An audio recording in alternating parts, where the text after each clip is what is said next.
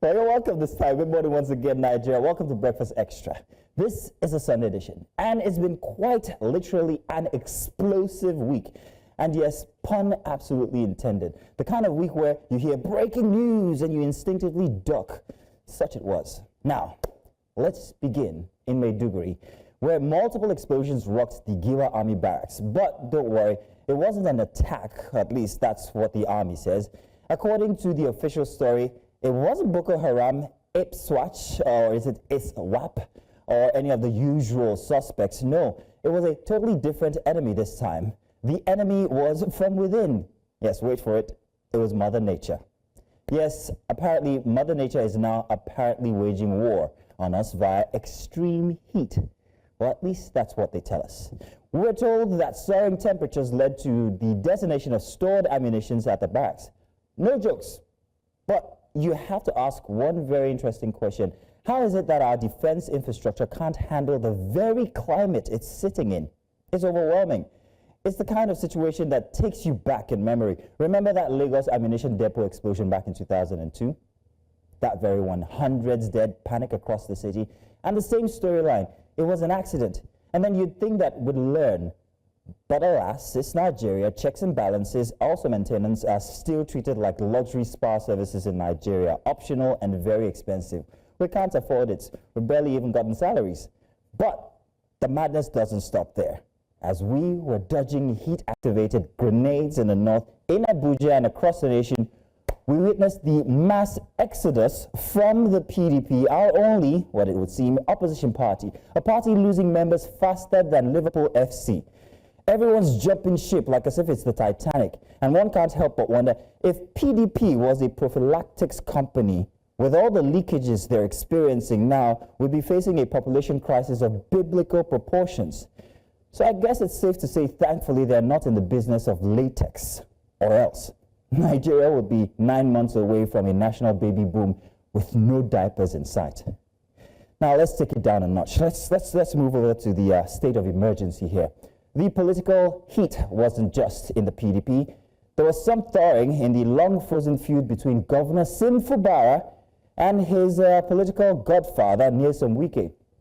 Now, after months of political table tennis, these two are finally shaking hands, or at least they're kind of like rubbing shoulders, even if it's awkward, thanks to the intervention of heavyweights like Chief Bisi Akande and Governor Dakwa Abiodun. But here's the burning question. What exactly is Fubara apologizing for? For trying to govern a state he was elected to lead? For daring to act like a governor in a democracy? Should we now have a new oath of office? I solemnly swear to rule only with the permission of a predecessor. Whatever deal is being cut here, this is what I think. I definitely hope that the terms does not include Fubara washing Wike's Rolls Royces every Saturday or Sunday morning and giving up his rights to speak without prior clearance. I'll show you a video of that Rolls Royce just so that it's not like as if I'm making it up. Yes, in that vehicle, I bet you and promise you, is your FCT minister, Governor, let's call him Governor Wike himself. I'll just let that one run. But on the other flip side, I would like to say I'm proud of my uncle. What a nice car. It's not built in Nigeria, is it? I don't think so. It's a bit too sleek, huh? This is the kind of stuff we're up against. At least Fubara might be. But let this be a lesson to every Nigerian. Never let your political journey become a hostage situation. And to wrap this all up, maybe, just maybe, the real cause of their feud is not pride, power, or politics. Maybe it was climate change. You see, too much heat, whether in Maiduguri or between lovers, between brothers or godfather and son, will always scatter everything. And while we're still in the state of emergency, just when you thought that the political theater in Rivers State had exhausted its plot twist, the First Ladies Empowerment Program pulled off a masterclass in miscasting. Hundreds of women gathered in hope, only to find the mic handed not to the First Lady, Remi Tinubu, but to the wife of the state's sole administrator. Sorry, I think we missed the name. We didn't put the name of the sole administrator, guys. We don't, the wife, we don't know, we don't have it. Apparently we don't know it. The reaction, mass walkouts, chants of "We want Remi Tinubu," and a scene more dramatic than a telenovela season's finale. It had shades of biblical proportions, like a Messiah sent by the Father only to be rejected by the very people that he came to uplift, kicked out. Except this time, the women weren't rejecting divinity, just demanding authenticity. Whether it was about optics, protocol, or the politics of representation, what should have been an uplifting moment became a full-blown seminar of delegation, disappointment, and truly who holds the microphone of power. So, on that scorching note, let's bring in the radiant and ever cool under pressure Judith at TV, because I have a question for you, Judith. Judith, thank you for coming. Now, a quick one for you before we dive into everything for today. If you had to survive a week in Maiduguri or the PDP's WhatsApp group, which one would you pick and why? Oh man, I was. You take the heat of Maiduguri? Of course. You take the heat. I don't like sun, Sha. You don't like sun, but you still take it. I'll take the heat. That goes to show exactly how people would rather that than anything that has to do with the PDP right now. In fact, I could say that you're also jumping ship yourself. On your mandate, we shall. What are you talking about? That's a perfect way to start the show. Let's just start the show like that. On your mandate. I'll be right there with you to sing that national anthem. On your mandate, we shall stand.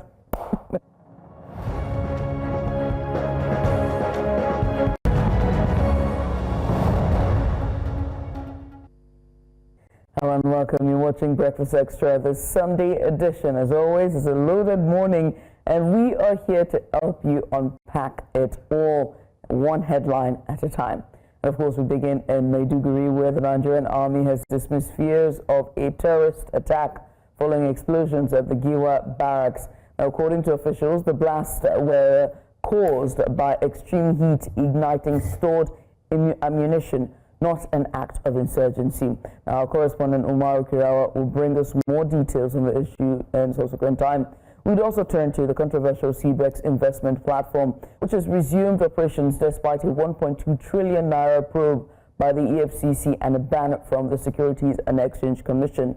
In another legal headline, the DSS has testified in court that no weapons were found on Nnamdi Kanu at the time of his 2015 arrest, adding that his statement was taken in the absence of legal counsel. And we'll head off to Burkina Faso, where we saw thousands take to the streets in support of the ruling junta following claims of a foiled coup plot.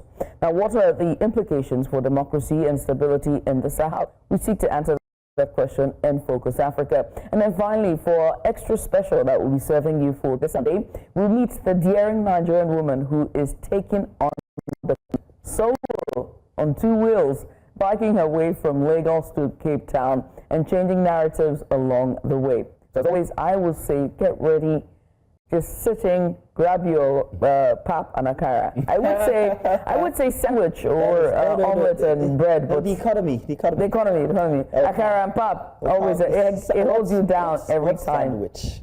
Every time. What is a sandwich? I can't remember. Don't do this. If we want to be a bit, about it, bourgeois about it, we call them bean cakes. But yes, it's reaching everybody. And I think on that mandate, I stand. Anyway, let's get started with our big report, shall we? Yes, indeed. So, for our big report this morning, in the early hours of Tuesday, residents of Maiduguri were jolted awake by multiple explosions and a thick plume of smoke rising from the direction of Giwa military barracks, stirring fears of another terrorist attack in the insurgency-ravaged city. Now, initial panic swept across neighborhoods as social media buzzed with speculation, but authorities swiftly moved to calm nerves. The Nigerian army later confirmed that the explosions originated from its armory, triggered not by external aggression, but by extreme heat conditions. A conclusion that contradicts initial fears of a coordinated assault. Now, according to official statements from both the Army and the Borno State Police Command, there were no casualties, thankfully, and the situation has been brought under control. Security reinforcements have been deployed around the barracks, at least as of during the week, and residents were able and urged to remain calm. Still, the incident has reignited concerns about safety protocols within military facilities and the adequacy of emergency response mechanisms in such high-risk zones. Our midweek report was filed by Umaru Kirawa, who was on ground to take a look at the situation, and here's that report. Initially, a confusing situation for residents of Maiduguri, the Borno state capital. Series of loud explosions reverberated the city, which began late on the last day of April and continued into the few hours of May. You know, this thing happening just accidental. Nobody knows where the thing starts. When we hear shooting, we say, from where? Let us listen, so that we listen attentively to hear where the sound of the gun is. Now we are inside barrack. I said, if it's inside barrack, how can we do? Now we have to sleep here. But some of my friends, they run and leave me, according to what I tell you first. To jiya dai duk muna kwance da daddare dai wasu suka fara kira na tun kafin abin yayi nisa. Irin ya fara tashi kafin lokacin fire service ma ko mota uku ne suka zo. To wasu dai sun kira ni suna ce mun anya ba hari aka ba, na ce kai ni fa ban sani ba, ni ban ji ma me yake faruwa ba saboda ina bacci. To da na tashin da nayi kenan sai na ji karar abin yana ta karuwa. Dan da muka fito ta cikin gida ma kana tsaye in ka ji irin wani abu ɗaya ya fashe sai kaga kamar ma kanku kawai zai yi. Eyewitnesses reported seeing thick plumes of smoke rising from the barracks, with debris scattered across nearby neighborhoods. Lai bundusa lai aulasa hawar fa ya suru barikin nan zare kare ga nazan da na shi mar kunnu cizo awara da nan me na aka yi do awar obatu bade wani hamsura ya lo bade yara da an da ga na fu ne na bilici alan da ne na modani su din awala su aka da awar hamzi ishe na man boye. So mun tashi 12:30 ana jama'a mu gudu to ba musamman me yake faruwa ba sai aka ce mana cikin barki ba lafiya. To mun dauka boko haram ne ma. Sai aka ce a'a sto na kayan yakin su ne ya kama da wuta. To mun ta gudu dai alhamdulillah, amma mun je gaba abun ya sauka. Mun waye ga cikin koshin lafiya alhamdulillah.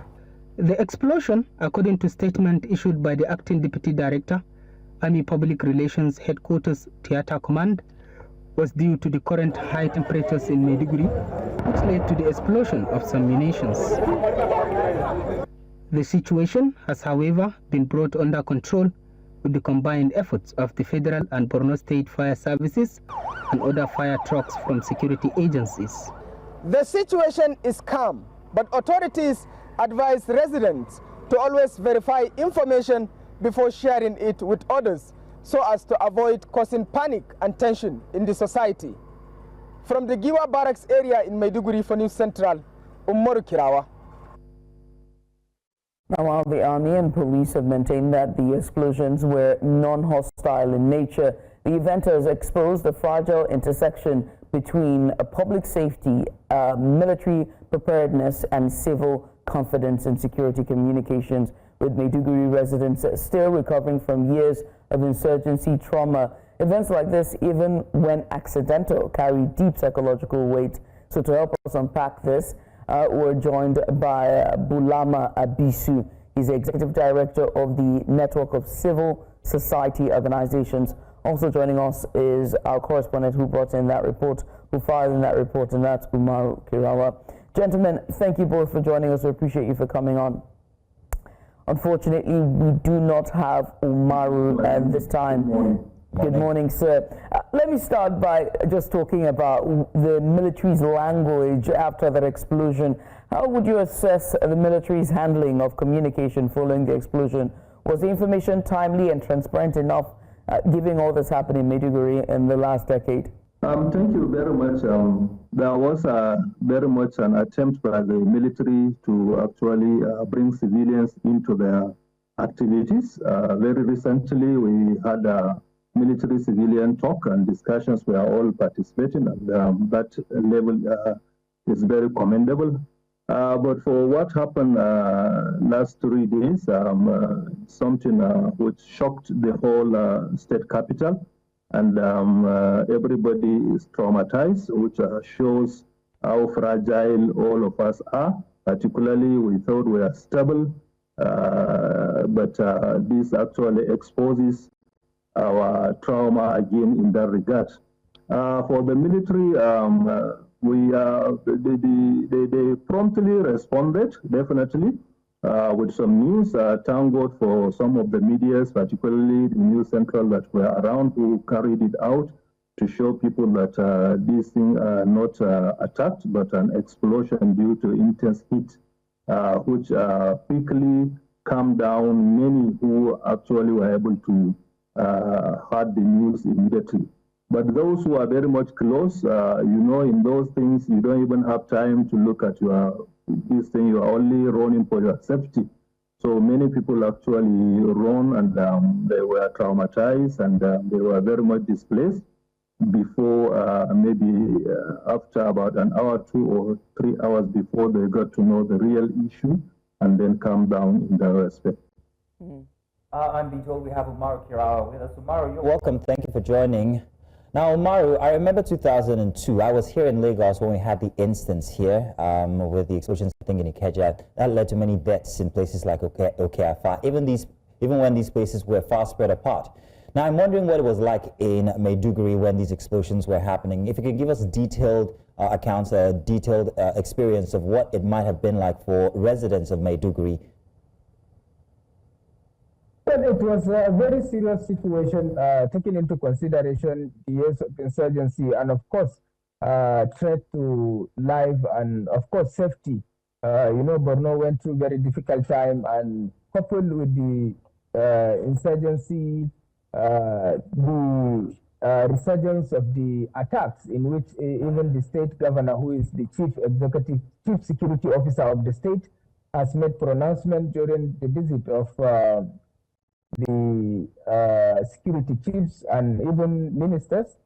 It's a very worrisome situation because people thought it was an attack initially, but the speedy spread of information with regard to informing the public that this is not an attack, it was an explosion of military equipment at the Giwa Barracks, really helped in terms of stemming the tides of the fear in which people have been engrossed with. But by and large, people got it very scary. The explosions came at the wrong time when people were largely expecting it was the terrorists who tried to infiltrate into the city center, which many people could not believe. But it was smooth sailing for now because everybody is going about their normal day-to-day activities. But one thing remains, the question of investigating the situation, what really caused, although the military were very clear in terms of saying that it was the excessive heat, but really much more investigation really need to go. That is what civil society organizations and, of course, the executive director of the Network of Civil Society is here with us. They issued a press statement with regard to the need on thorough investigation so that such kind of calamity will not be witnessed, so that it will not cause mayhem. A lot of people could have died. A lot of people could have died because of maybe high blood pressure, maybe running into some terrible areas and maybe having accidents and so on and so forth. And as such, really there is the need for research.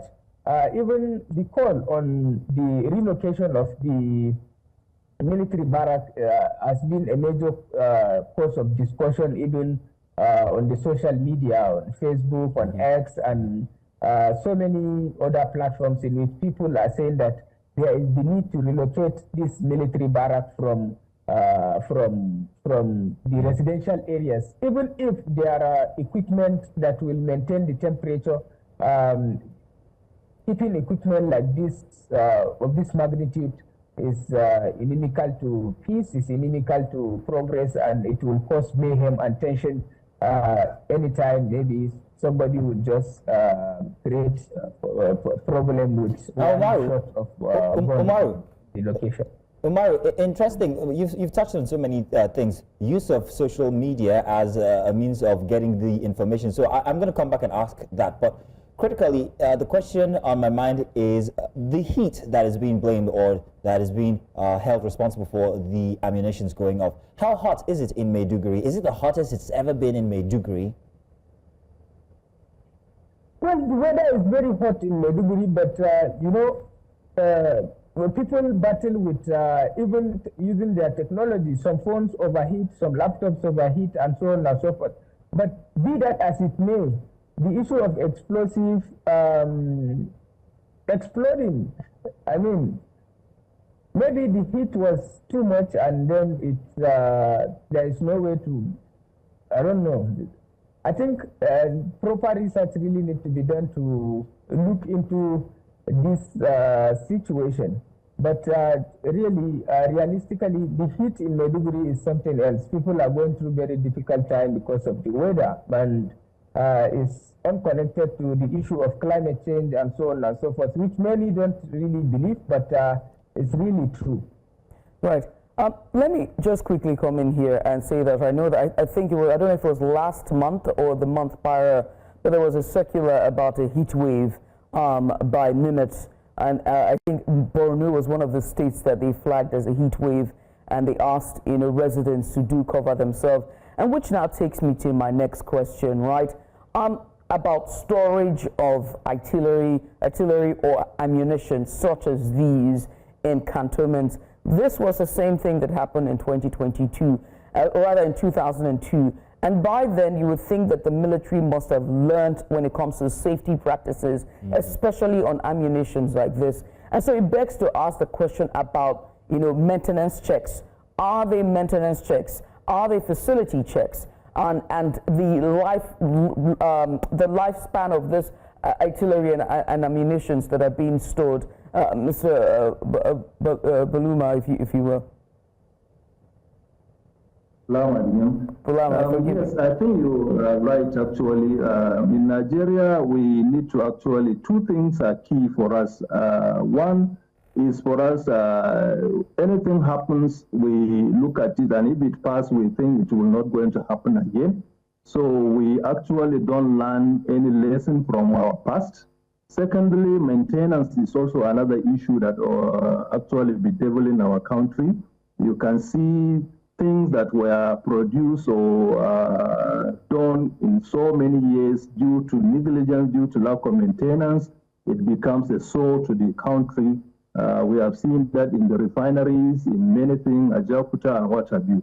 So equally, this is a very unfortunate situation. We thought the military might have learned from the 2002 incidents in Lagos, but now we are here, it's reoccurring, which is very, very unfortunate. So that's why the civil society organization and some other like-minded people are calling for the prop of these incidents, not to blame anyone, but factually to some extent to find out exactly how this thing happens.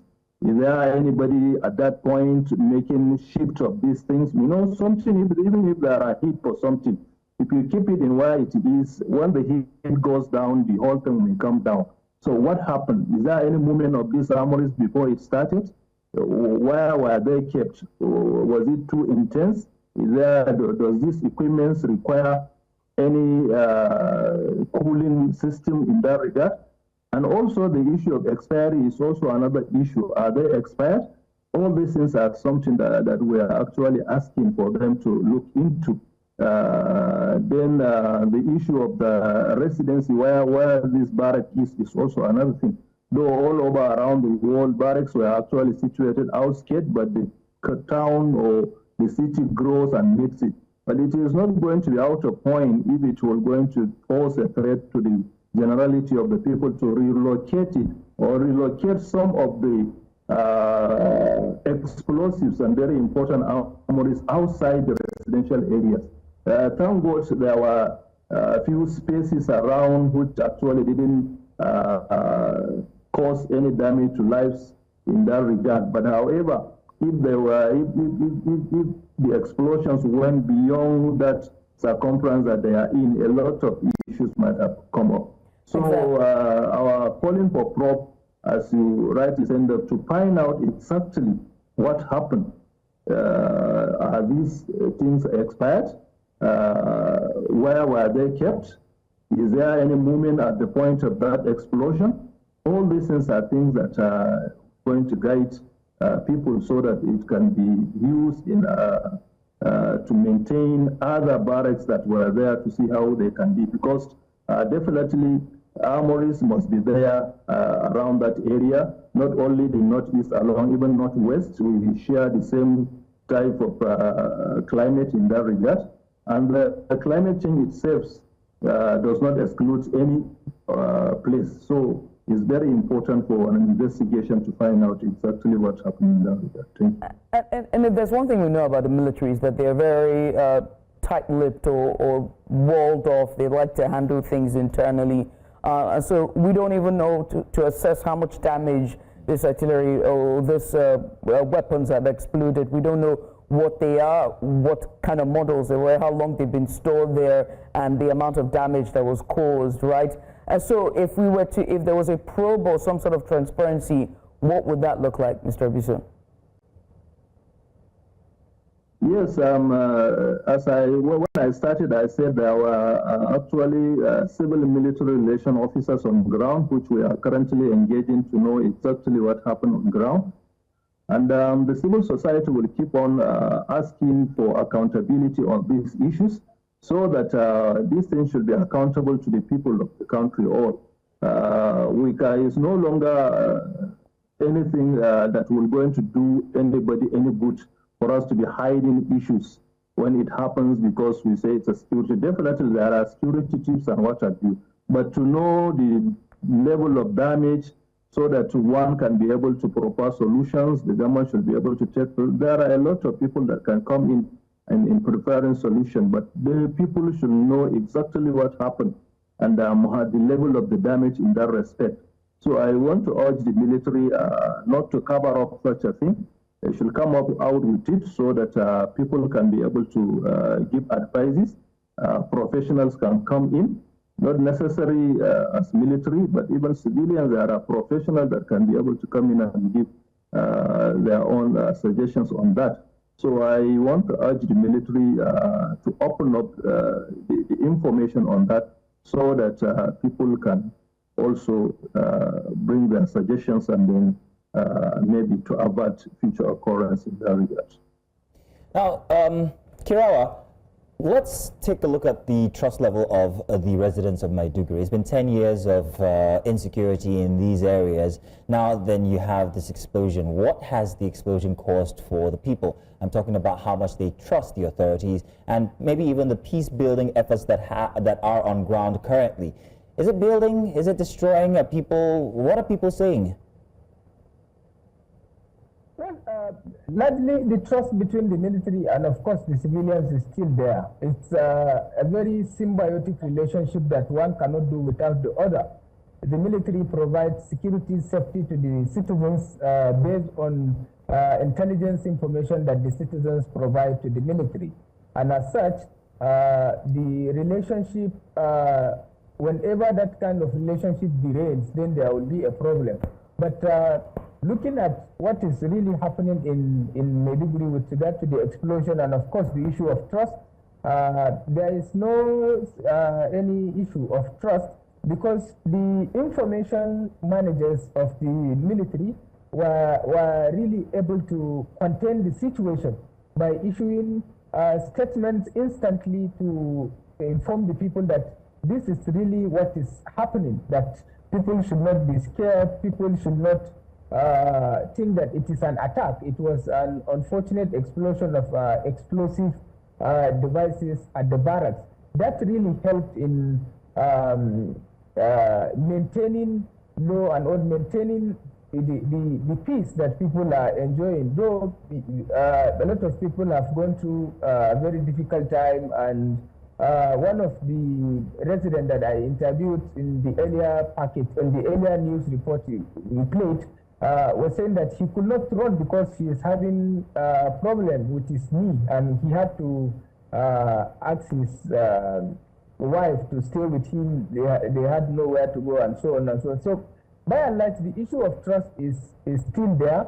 That really aided in the even repentance of over 300,000 of the terrorists, which residents hope that more terrorists will surrender and peace will be enjoyed by all, so that progress and development can be witnessed.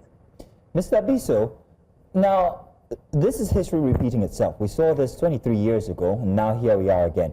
You talked about the fact that these infrastructure are within sight of residential areas, and this has been a problem. This was noted in 2002. However, not much has been done since then to relocate these facilities. So the question is, what are civil society groups doing to help push this urgent need to have these kinds of ammunitions far away from where residents are? I'm the executive director of the network of civil society organization in Borno State, Ambassador Bulama Abiso, who has been one of the champions with regard to the issue generally, and of course cementing ties between the civilians and of course the military. The chairman of the House Committee on National Security Intelligence, who is a member representing Jerry, Satomi Ahmed at the chamber, also raised that call with regard to relocating that military barrack out of residential area. But you know, it's something that maybe it needs time. The military maybe needs time with regard to addressing such issue. And Kirawa, I hear you there. Kirawa, I hear you there that the military needs time, but I actually intended that question for Mr. Abiso. So if you would please, sir. Yes, thank you very much. This is one thing that part of our communique also requesting that the military should be relocating. Though, as I said earlier, no matter how you relocate, maybe after 50 years, you can see the town grows and then meet the barracks. But however, it is very strategic to put it in the strategic planning that military should not be within the residential areas. Even if there are aggression from either within or outside, the military barracks are the first target. So when they are within the community, so there will be a lot of casualties even within the civilians. So therefore, I think for strategic reasons, they should be moved out of the residential area, even if maybe the personnel, the houses and what have you will be left for the military to be using. But for their armories and other equipments and materials, I think they should look for a safe place where it cannot pose a threat to the society. What happened in Maiduguri is something, as Kirawa has said, physically we have not seen any damages to people, but psychologically many people were traumatized. Many people, BPs have raised a lot of issues currently going on within the civil society community. So therefore, we are actually strongly calling on the military or the government to see how best these barracks will be relocated. Also, the tactical way of actually even the military is fighting, if you look at it, when there are a community, safe community, the military used to cordon these communities and then guard the community. So if that is the tactics, taking out barracks outside the community you are in, you are also given another protection within that thing, because the availability of the security will be within that barrack or outside that barrack, which covers the whole city. Now, as it is, if there are emergencies in Giwa Barracks for them to move out, you will see a lot of commotions. We have a very narrow road that went through the Giwa Barracks to other communities. If there were emergencies for the civilians to come out and the military to come out, the commotion will be so high. So considering all these things, I think there is the need for the relocation of the barracks. Then thirdly, even when they were relocated, there must be a space around the barracks where even if the community will come around, it will not go to that extent where Even within the front of the barracks, you see residential houses were developed and what have you. So schools, barracks, all these things, there must be at every angle of this thing a space where nobody can come closer to the wall of these things, including schools. But nowadays, people just build anything, government give permission to people to go and come close to school. They have their own houses with close to that of the school wall or the barracks and what have you. All these things need to be actually considered for the future. Thank you. Thank you. I mean, you put this very succinctly and very, concise. The fact that sometimes we lose the master plan in urban development. We lose it in lieu of urban development as, people are developing and building and those are migrating to the capital. Oftentimes we forget what the master plan is when it comes to town planning. But I must say thank you, gentlemen, Mr. Bulama Abisu, and also to our correspondent Umar Kira for bringing in that report. A very sensitive but important discussion that we needed to be had. So thank you so much. Let's go on a short break, shall we? When we return, this time we turn to CBEX. Stay with us.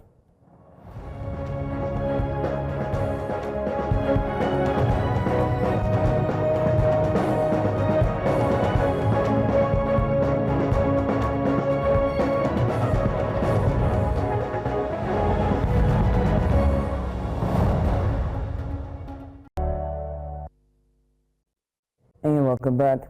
Now, despite the Securities and Exchange Commission (SEC) ban and an ongoing Economic and Financial Crimes Commission (EFCC) probe involving a staggering 1.2 trillion naira, CBEX, a controversial capital market investment platform, has resumed operations.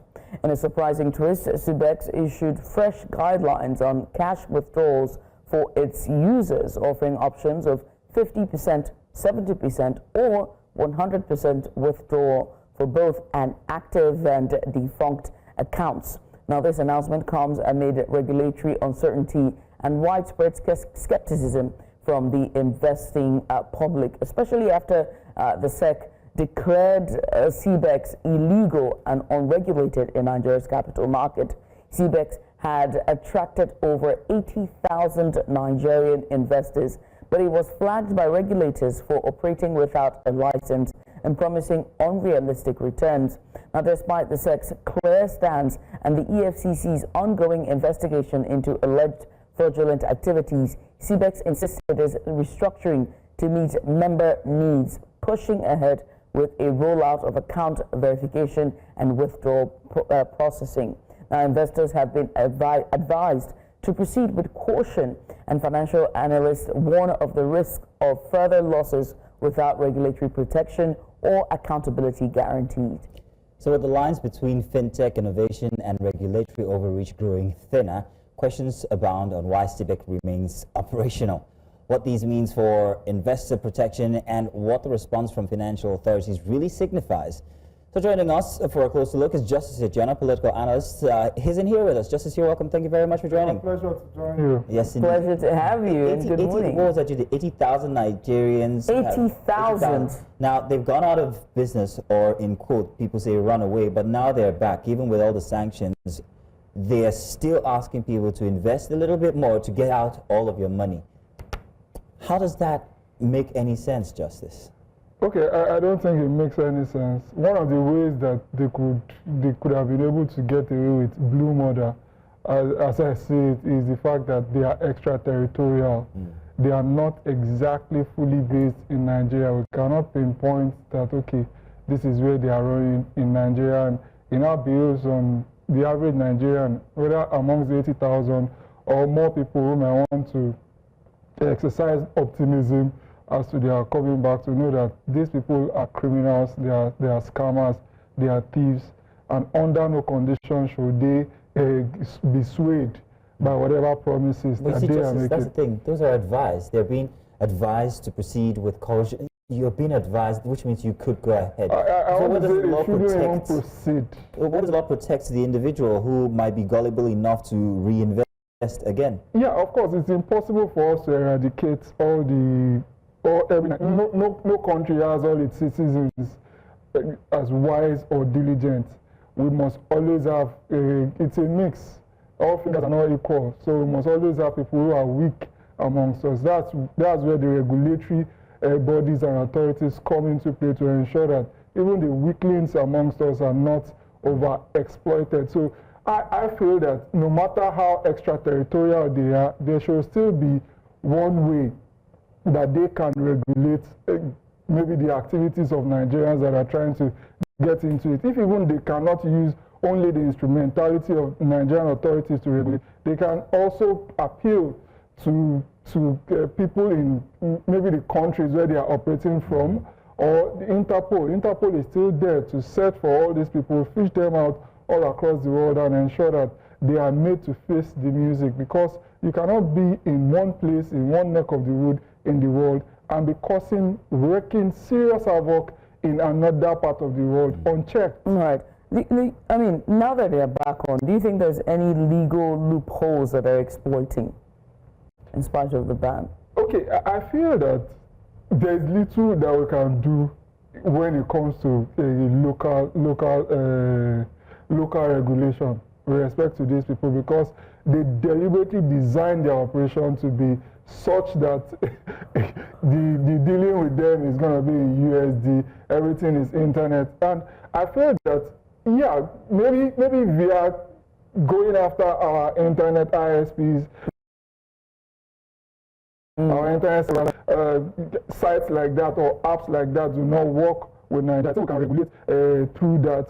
And through the banks, in one way or the other, I still feel that they can be regulated. And for the collaborators that they have in Nigeria, the sponsors and the people who are helping them to advertise and helping them to try to secure vulnerable Nigerians to join the scheme, the criminal scheme, I think that they can try to fish them out and discourage anybody, maybe any influencer that may want to also advertise, or anybody or in any way whatsoever, in order to ensure that the number of people that fall victims to them eventually will be as reduced as possible. We must perpetually be reminded that even in the US, in the United States, there's a reason why Yahoo boys or Sakawa boys in Ghana have always been in business for more than 2 decades and will continue to be in business. For more than 2 decades? I mean, there's some polish. Anyway, moving on. 5 point call-out names. No, the reason why I say that is because even the US, as big as they are, as powerful as they are, the FBI, the CIA, once in a while they will just come to Nigeria and say they are arresting some people in order to serve as deterrent. You can't eradicate it, no matter how powerful you are as law enforcement. While we're on the subject of enforcement, what does this say about the Nigerian authorities? If only just a few weeks ago they were all out reacting blue murder to this, and then all of a sudden sort of like switched to be careful Lo type of thing, you know, like it doesn't really give any sense of responsibility to their duties. I fully agree with you. For some of us, when we see them talk in the way they were talking in the earliest times, we just feel that they are being sensational. There's little that they could have been able to do at the time. So I think now they are coming more to terms with reality. So that's generally the way I see it. But in itself, is the CBEX instance, along with all others that have come and gone, illegal? And in what ways is it illegal exactly when it comes to the Nigerian laws guiding? Okay, I think that it's illegal on so many fronts. First, if we look at it from the Banking and Other Financial Institutions Act front, you are not supposed to take a deposit from people that are more than 50. So when people cross 50, when the number crosses 50, you're already in the shoddy waters. So you can't have already breaking the law. Not more than 50 people invest in such a scheme. You cannot, without a license from the SEC, pursuant to the Investment and Securities Act. I also commend you to Section 54 of the Investment and Security Act that says that you cannot even you can't get deposits from more than 50 people. We have been breaking these laws a long time ago from what we call Ajo in Yoruba, collecting investment schemes. If you collect money, if you collect deposits, if you collect deposits from more than 50 people in number, before you can even do that, you're supposed to seek a license. There's also the money laundering Prohibition Act that you are infringing on. There's also the Advanced Fee Fraud Act that you are infringing on. EFCC Act, the number of acts, the Criminal Code Act. You just hit something here, and I don't know whether you heard that resounding ding ding ding. Ajo is illegal. If you are collecting deposits from more than 50 people, it is illegal. Yeah, but that's the instance in most places. I don't know if you agree. Right. Most places of work where people are like, hey, come on, we're doing this thing, and then everybody's like, okay. It's called collective investment scheme. Right. I recommend it to Section 54. So what about those cooperatives that you see where and it's a normal, it's an informal way of banking system, or rather savings system, where in the marketplace there's somebody, thrift. It's a cooperative where they go around and they collect, you know, and they save for them. That one is different because different. I mean, because the law, okay, the law so recognizes it, the law acknowledges it. But he's not acknowledged. I love that. Recognized by the law. Because I listen. We learn every day. Yeah. So you were telling about how much more illegalities lie there in these kinds of... Yeah, so they are breaching a potpourri of our laws. Banking and Other Financial Institutions Act, Investment and Securities Act, Advanced Fee Fraud Act, EFCC Act, Money Laundering Prohibition Act, the Criminal Code Act, to mention just a few. And then finally to now run away with people's money. That caps it all off. And theft. No two ways to theft. So if they are going to be, for the number of them that have already been caught, I feel that charges are going to be brought against them. And if the prosecutors decide to do a very, very diligent job, they will have at least 50 charges to profile against them. I mean, just reeling out the legalities of CBEX and really reeling out some of these things that we don't even have the knowledge of. For example, Ajo, many people don't know this, right? It's now very obvious that, you know, schemes like this slip under the radar, you know, and people are now being taken advantage. And this is a larger trend. So whether it's CBEX with 80,000 or that WhatsApp group that you're on, you know, it's illegal. So is this is it now the case of preventative, where you're educating the public, or a more stricter watchdog who is constantly, you know, checking and sounding the alarm? Because I mean, the government is not on your WhatsApp, even though they want to be, but it's okay. I feel that in all of this, I feel that seriously, the Securities and Exchange Commissions, they slept on their oars. They just let it slide. There are mechanisms in place. If you read our laws, especially the Money Laundering Prohibition Act and the EFCC Act, you will see that little deposits of money, little shenanigans in an account is supposed to be reported to SCOMO, for example, and to the CBN, to the EFCC. So I do not see how come 1.3 trillion naira, the shenanigans that happen in certain accounts, and there was no spike, there was no alert, there was no red warning. And how do we have a country where 80,000 people are investing in participated in a scheme, and there was no government authority? Are we in a place where there are no laws to regulate our affairs again? 80,000 people. That's too much for the government not to be able to know. And I feel that the government ought to have done better. And we should not have a situation where we have these things repeated, MMM, CBEX, this, that. Right.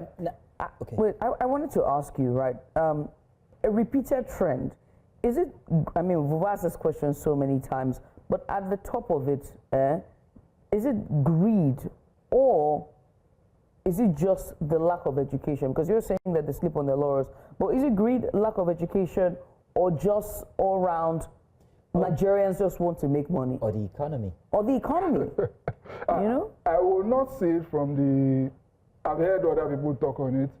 I won't see it from the angle of greed, especially for the majority.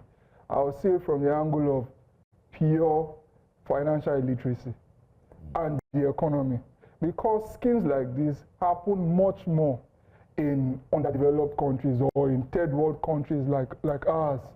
Wait, what about the one that they feel that, hey, look, I don't like any people flog on Nigeria. Which one? The one that Kim Kardashian and the rest were promoting. FTX. It was FTX. No, but FTX wasn't exactly a scheme. It was cryptocurrency. Sam Bankman got jailed for. It wasn't exactly an scheme as this, and it was regulated. It was regulated, which even by their own Securities and Exchange Commission. So I feel that, which was why people were able to get their money back. By the way, yes, a lot of them were able to get, but some still went bust. I just pray that Donald Trump doesn't give him pardon and bring him out, because it's saying it's only giving plenty of people pardon in his government cabinet or something. But here's one last question from me regarding CBEX coming and the body language from the authorities, which is seemingly like as if it's okay, they can operate. That's what we're reading. If they want to legalize their operations, what must they do apart from giving back everybody their money? Of course, let's shut down the fantasy of anybody getting their money. For real? Yeah, I'm shutting it down because the money doesn't exist. We must always remember that it's a pyramid scheme. The people that invested earlier have already taken the money that the people that invested later got. So there is actually no money to give them. So that even clause of invest a little to get back everything. That's another fresh scheme. So I just feel that nobody should exercise any form of hope. Just as I hope people in Ibadan are hearing. No, oh my goodness. I mean, just we owe our people frank counsel, frank advice. Thank you. And we have to give it to them, no matter how bitter it sounds.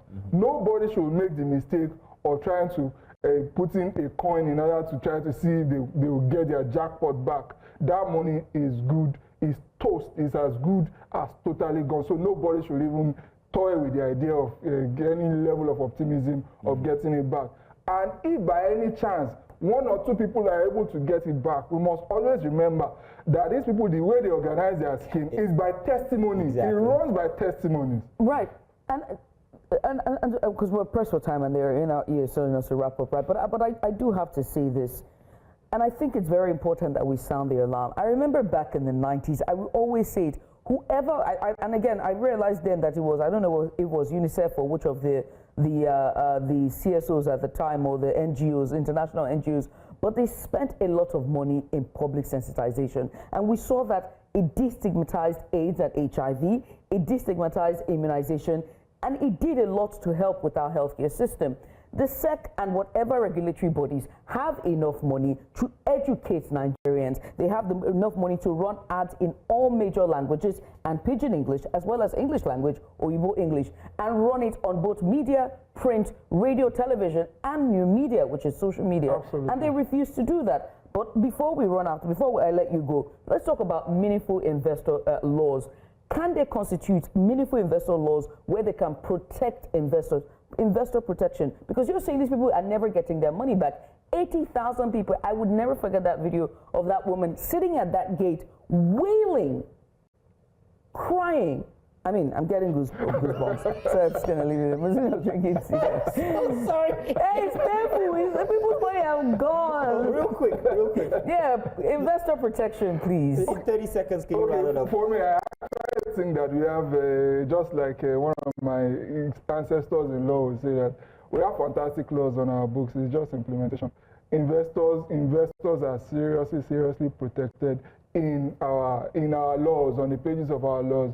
We just need the law enforcement SEC to take its pride of place and enforce it. EFCC too should do way better, and every other financial fraud organizations that we have within the Nigerian police or even outside of the Nigerian police, they should try to do better. If they do better, a lot of these things will be things of the past. The laws are already in place, and the laws are beautiful to protect investors. But again, I must also state that we should not now make this situation prevent genuine people who are seeking investments to not get it, because every economy needs investors, but we should ensure that people are not taking advantage of it. It is these law enforcement authorities that have the responsibility to do that. Lord Justice, thank you very much for coming through. It's been a pleasure to have you here. Give us such detailed and, of course, much needed education on our job, and also the CBEX issue.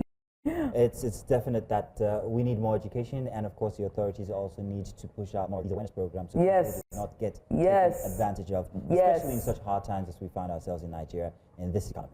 Yes, and not to forget Go Circle Condom. Never forget that ad till the day I die. I want something like that. And people, look.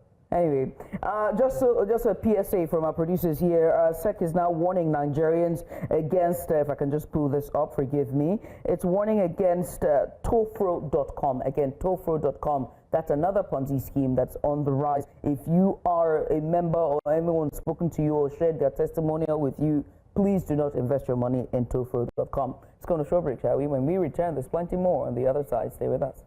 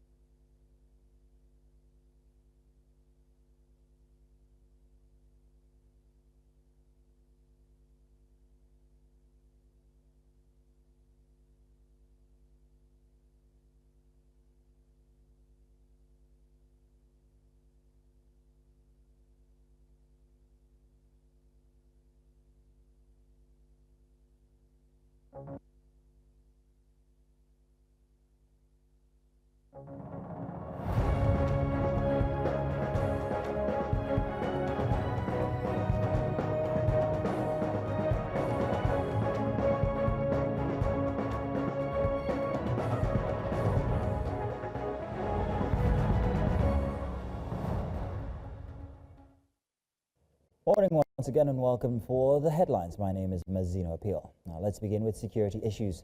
The House of Representatives Committee on Public Petitions has summoned the governors of Benue and Zamfara states, Hyacinth Alia and Daudu Lawal, along with their respective state assemblies in response to escalating insecurity in the two states.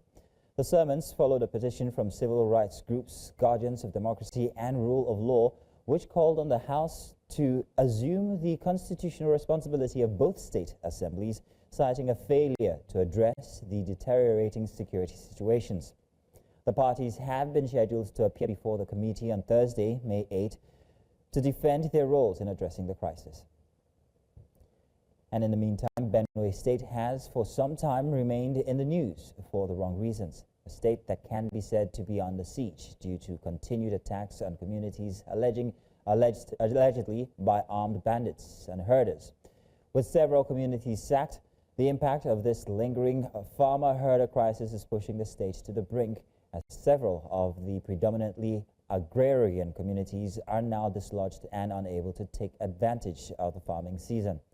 News Central's Sagir Ibrahim recently visited some of the affected communities in Benue to uncover the stories behind the headlines. Benue State is known as Nigeria's food basket. However, there are growing concerns that it may gradually be losing that reputation. Attacks on agrarian communities across several local government areas in the state have left many farmers displaced and afraid to return to their farms for fear of being attacked or even killed. Ukum and Logo local governments in Sankera are the most recently attacked, with the death toll, according to official figures, reaching 56, the highest in many months. During our visit to Katina Ala, also in the Sankera axis, drivers at the Katina Ala Zakibian Park describe the economic toll the attacks are having on their businesses. We have issue of security. That is one of our major problems here. Because people are now traveling out. They don't have access to come to market due to all insecurity. That is why this road is always quiet like this. If there is enough security that can guide us, can guide farmers to do work and bring things to the market, there will be enough product here in Katsina Ala. My vehicle is parked there because of the problem we are having, the challenges of the problem we are having here. And there is no passenger because of the crisis. And People in the villages are not able to move because they're all packed, bundled in the one place because they can't go back to their various places because of the crisis. And some of us that used to apply the road were afraid of being killed by those bad guys on the way. And the road also is very bad. Coupled with that, things are becoming very tough. With reported attacks also in Katsina Ala, Kega Ove and Musa Vange from Shika village lament the lack of access to their farms for the farming season. They say that they are afraid of being attacked and appeal to government for quick intervention. The big problem we have here in Sankera is the herdsmen. We can't go to our farms because anytime we try, they attack and kill our people right there on the farm. The herdsmen come at night and kill many people while they are sleeping. My family and I have been forced to leave our home and now we are staying in town. I want to beg President Bola Tinubu to hear our cry and help us. We need security because right now we can't go to our farms.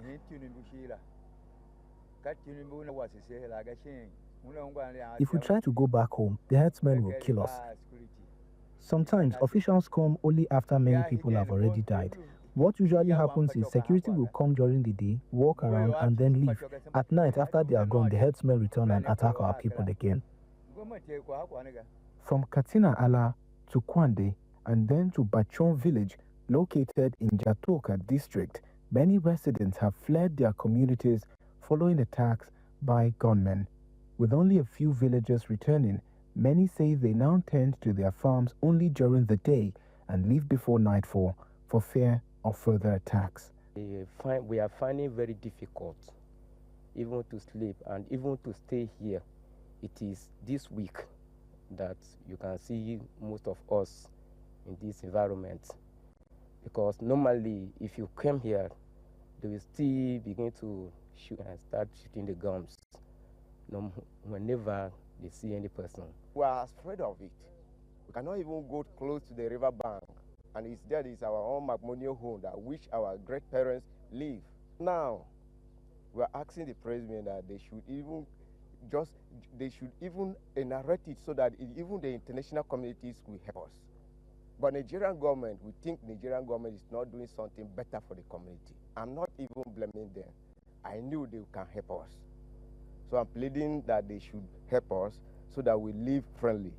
District head of Jatoka, Muiti Simon Bave, describes the situation as desperate for him and his people, calling for improved security as the few personnel available are not enough. No person is going to farm till today. We are here in Jatoka here, about 4 districts are here, this place, come and hang out themselves in Jatoka here. If we move about this wire load, this is Gashimbra load, going to Taraba State. If we go about 4 kilometers, you can't move from 4 kilometers, you alone. Let the security people will be accompany you to go there. Our people are desperate. Let him add security here more. They'll call about 500, 200 ones to come and attack us. The army are here, but they're not enough. According to Governor Hyacinth Alia, 6 local governments in the state remain under heavy attacks by suspected armed herders. This has crippled farming activities in many parts of the state and could negatively affect the state's economy. In Benue, for News Central, Sagir Ibrahim. Gabon's Brice Nguema took oath as president on Saturday near Libreville before about 40,000 people, including 16 African heads of states, after leading a 19-month transition program, or rather government. Now, the former junta leader, who ended more than 55 years of Bongo family rule in the country, was sworn in with his right hand on the constitution, which was approved by referendum in November 2024. The inauguration was held at Libreville's 40,000 seats Ngonje Stadium, marking the first time a presidential swearing-in will take place before such a large public audience in Gabon. Moi, Brice Clotaire Oligui Nguema,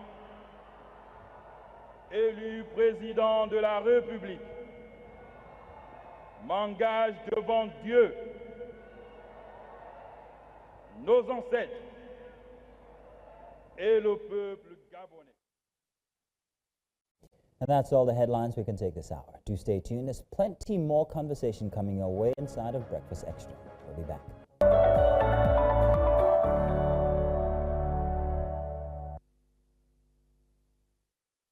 And you're welcome back. Back in the thick of things for Breakfast Extra. Now, let's do another major story. In a major revelation during the ongoing trial of Nnamdi Kanu, a witness from the Department of State Service, that's the DSS, testified in court that no weapons or arms were found on the IPOB leader during the 2015 arrest. The witness, an operative of the DSS, confirmed that Kanu was apprehended at the Golden Tulip Hotel in Lagos and that a search conducted on him at the time yielded no weapons or incriminating items typically associated with terrorism charges. Additionally, the DSS admitted that Kanu's statement was obtained in the absence of legal counsel, a significant procedural flaw that could affect the integrity of the case. Kanu, leader of the indigenous people of Biafra, was or rather has faced multiple charges ranging from terrorism to incitement. His legal team has consistently argued that the case is politically motivated and marred by due process violations. The testimony from the DSS adds complexity to the trial, raising legal and constitutional concerns over his detention, the evidence gathered and how it was obtained. Civil rights advocates have amplified calls for a fair trial, warning that state overreach and prolonged detention without conviction could set a dangerous precedent for human rights in Nigeria. Now, as the legal matter continues, questions around the government's handling of the case, security implications, and the broader legal framework for high-profile arrests remain in focus. And so to help us unpack these layers, we're joined by legal practitioner Uthman Tochukwu, and of course our very own correspondent live from FCT Abuja, and that's Joshua Marai. Gentlemen, welcome, and thank you so much for joining us. Welcome on to the program. Let's get started, shall we? I'm going to start with you, Mr. Tochukwu. From a legal standpoint, how damaging is the DSS admission that no weapons were found during Kanu's arrest? Thank you very much for having me. Before I delve into this discussion, I want us to understand that this matter is still pending before the court, and so whatever I'm going to say will have to be limited so that I won't be committed for surgeries. Having said that, it's important for us to understand that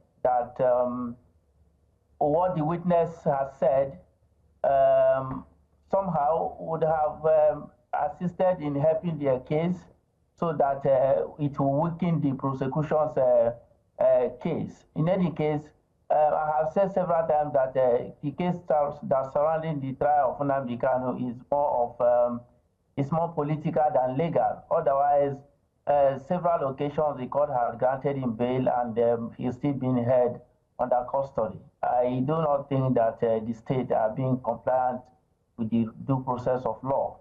And because of that, it is important that at this period, the state should be able to follow the due process of law and comply with the rules of law. If the court has granted bail, the state should comply with the bail terms. After all, it's just bail. He can always be produced to court to come and face his trial whenever he is required. If the witness has said they have not found anything incriminating, then the court should sit on the matter and distill it appropriately and see whether or not he is guilty as charged. That's not enough to say that the fact that one so witness said he has not found anything incriminating does not mean that other evidence that have been adduced will not be considered in the matter. But in any case, at the end of the day, he should be able to be granted bail, at least on the face of it. He should be able to be granted bail. All right, thank you, Tochukwu. Let's come to Joshua Marai. Joshua, you've been following this story for quite a while, so maybe you might have been able to gather some off-the-record type information. So with everything that's happening now, this DSS revelation, what does this testimony mean for the credibility of the state's terrorism case against Nnamdi Kanu? What are they saying in the corridors of court? Well, you are aware that this case has been going on for so long, stemming from October 16, 2016, when he was arrested at the Golden Tulip Hotel. Before then, he was granted bail, and they accused him of jumping bail when some security operators stopped his residence at the same time where he actually fled the country. Now, you recall that he was extradited from Kenya, if I'm not mistaken, where he was brought back to Nigeria. Now, the whole thing is complicated, right? Because the actual government that is actually bringing Nnamdi Kanu to court is no longer in power. That's the government of President Muhammad Buhari. That's ex-President Muhammad Buhari. Now we are seeing that the case is starting again afresh from the new judge. Initially, Justice Binta Ayako, who was the assistant of the state, well, Justice Binta Ayako had to recuse herself from based on the demands of Nnamdi Kanu. And the case was allocated to another judge. Now Justice James Omotosho, now sitting on the case. So far, the counsel is presenting Nnamdi Kanu is so possible with Justice James Omotosho saying that his counter Joshua, my apology, Joshua. I'm going to stop you. Joshua, I'm going to stop you. I'm going to please implore that you please disconnect the Bluetooth device you're using, because while you can hear us properly, we are unable to hear you. So if you could please adjust that. While you're doing that, I'm going to come to Tochukwu. So Tochukwu, let's talk about the court now and every due process. Let's talk about due process. Do you think that due process was followed in this case, as has been told against? Well, when you say whether due process was followed with regards to the trial, the answer to it is neither yes nor no. The reason is that whether or not due process was followed is no longer relevant here. What is relevant is that he has been arrested and he is in court to face trial. And whether the court is going to grant him bail is also determined by what the defendant has submitted before the court. But it's on record that ever since he has been facing his trial, several occasions the court has granted bail and the state has refused to comply with his bail. And that's the reason why when I started, I said that his case is more or less political than legal, because on the face of it, in law, he has been granted bail, the state has refused to grant him bail. The witness has even said, the state witness has said that they have not found anything incriminating, based on the evidence they have gathered against him. Then if you have not found anything incriminating against him, why are you still holding him? I think it is important to understand that the state is actually arrogating themselves as the umpire of the law, and that is not supposed to be, because every institution is created by law, including the office of the president. And if the office of the president and that of the attorney general are refused to comply with the rules of law by granting bail to Nnamdi Kanu, it becomes a threat to our nascent democracy. And that's why we are calling on all the state apparatchiks to understand the intricacies and the sensitivity of the case of Nnamdi Kanu, to grant him bail, at least for him to have access to his family and then be able to come for his trial. Okay. Joshua, I'm wondering if Joshua's, if we can hear Joshua properly now. I think he's trying to reconnect, so maybe... We seem to have lost Joshua there, but let me ask you, Mr. Tochukwu, about, just in your view, about the public and IPOB community. What has been their response like to this testimony, and do you think it will have any implication on the security, or better yet, the case? Before now, the IPOB has been proscribed. So whatever activities that is going on in the Southeast in the guise of IPOB remain proscribed as far as the law is concerned in Nigeria. So for that reason, whether or not they are positively reactive to what happened in court or not, their activities still remain proscribed in Nigeria. However, it is important to note that by releasing Nnamdi Kanu even on bail, it will help to reduce the level of insecurity in the Southeast, because most of these agitators are basically tied to the grievances that is being laid against the arrest and trial of Nnamdi Kanu. So I believe that, in my view, if Nnamdi Kanu is being granted bail, it will help to reduce the insecurity in the Southeast, and also to mellow down the tension that is being already high by the IPOB agitators in the Southeast. However, it's important for us to note that whatever activity that is being carried out by IPOB in the Southeast, either as a result of grievances of the arrest of Nnamdi Kanu and his trial or not, is still proscribed and against the law, because the law has said so and the government has so prescribed it to be. And that's how it should be, until subject to whether or not the government is going to review it. So at this point, one has to ask about, the precedent this case will set for future arrests and trials involving charges of terrorism or even political agitation. Unfortunately, it's already setting a bad precedent for our constitutional democracy, because the reason is this: ordinarily, as a general rule, bail is grantable.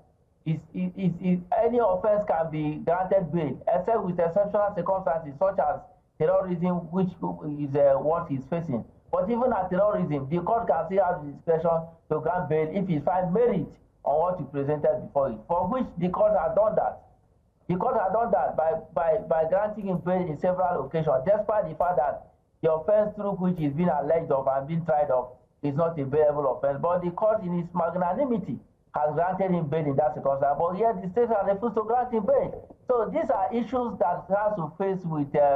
These are issues that we have to face in terms of the threat to our democracy and the threat to our rule of law. The state cannot choose the law to obey and the one not to obey.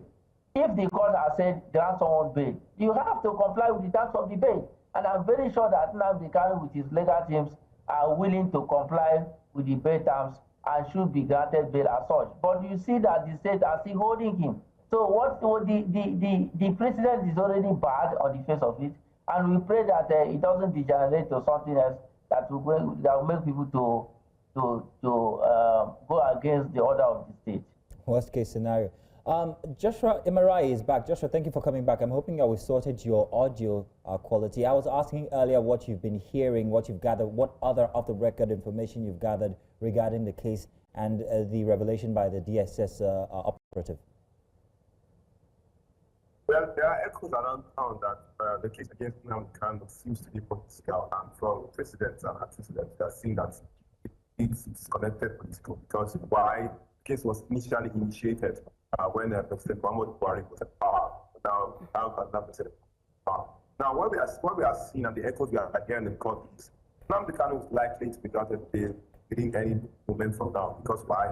The first witness, that was the PWA, was presented, was said to be the star witness in this ongoing trial. And from testimony so far, the only thing found in Nnamdi Kanu's custody is radio equipment and the likes. No weapon of terrorism was found. And previously, he was granted bail under Justice Peter. I'm trying to record this Justice Peter. Yes, it was granted bail, but unfortunately, the DSS seems to find their way around. But now, we are hearing that he might be granted bail. And if he's granted, we are hoping to see if the DSS will allow it guilty or he will still be held back. I need to remind you that this case has started from the top. Initially, it was ongoing report, but was brought down to Justice Omokocho. Now it's starting from the top. And the way it is, I'm quite sure that with no time we granted bail, and the whole thing will be watered down. And just lastly, I think I have to ask the both of you, but let me start with you, Uthman. What would be the next step legally to resolve this case in a way that respects national security, but most importantly, human rights? Well, like in criminal trial, the onus of proof, the burden of proof is rather on the prosecution to prove it is beyond the doubt. Once there is any single iota of doubt, it means you have failed to prove your case, and that means there won't be any grant of conviction on the part of the defendant. So the next thing will be that on the next day of adjournment, both parties will come back to court and look at their pleadings all together, and then the court will take a decision whether or not this matter should continue or be struck out based on the fact that it's been adduced before the court. As it stands, that particular evidence that was given by DSS on Friday would help a lot to strengthen the case of the defendant. And I believe that on the strength of that evidence, the court would rely on it heavily to either strike out the matter or ask Nnamdi Kanu to go home and discharge and acquit him. But till then, we'll wait. Let us not preempt the court. We'll have to wait until the court sits, and then we'll hear how they are going to resolve the issue. This question has been on my mind, and I think I want to ask you, Kingsley, just rather Uthman to Chukwu, just speaking, right, legally speaking, the testimonial by the DSS, does it have any bearing on the outcome of this case? Will it change it in any form, shape? Sure, it does. It does because the DSS is the state. DSS is the state, and because they are the state, that's why they are even called to to come and give testimony in that particular matter. So whatever witness, whatever testimony they've given on the matter is going to have a lot of strength, and it will go a long way in determining the case, either positively or negatively, and that is it. Yeah, it does have. So, Joshua, public perception now, what are people saying? We talked about inside of the court, but what are people saying regarding the situation, especially noting that it has a very big influence on things that are happening inside of the East with all the agitation that's going on there? What have you heard? Well, most Nigerians seem to be on the side of Nnamdi Kanu. I don't know, there's this perception that strengthening over time. But allegedly, whenever the government wants to go against anybody who wants to go, they use the instrument of the state. They are just saying that this is another case of one being at the receiving end of the instrument of the state. Well, we can't say much unless the court finds otherwise. So we are hopeful at the end of the day, both parties will reach, should I say, an agreement to let Nnamdi go or if he stays. Well, gentlemen, I must say thank you for taking out the time to join us this morning. Tochukwu, that's Mr. Usman Tochukwu, who's a legal practitioner, and also to our very own Joshua Marai, both of them joining us live from the capital, Abuja, to give us a bit of insight following Nnamdi Kanu's case. Let's go to a short break, shall we? When we return, we switch gears from the capital, and this time to Rivers State. To the break.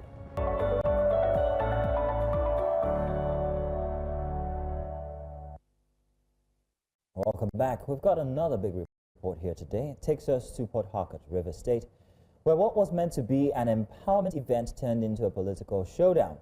A renewed Hope Empowerment Program, organized, of course, by Nigeria's First Lady, Senator Oluremi Tinubu, was marred by disruption on Friday when the expectations of hundreds of Rivers women were dashed. The crowd, anticipating a direct address from the First Lady herself, reacted angrily when the wife of the Rivers State's sole administrator stepped up instead to deliver a speech.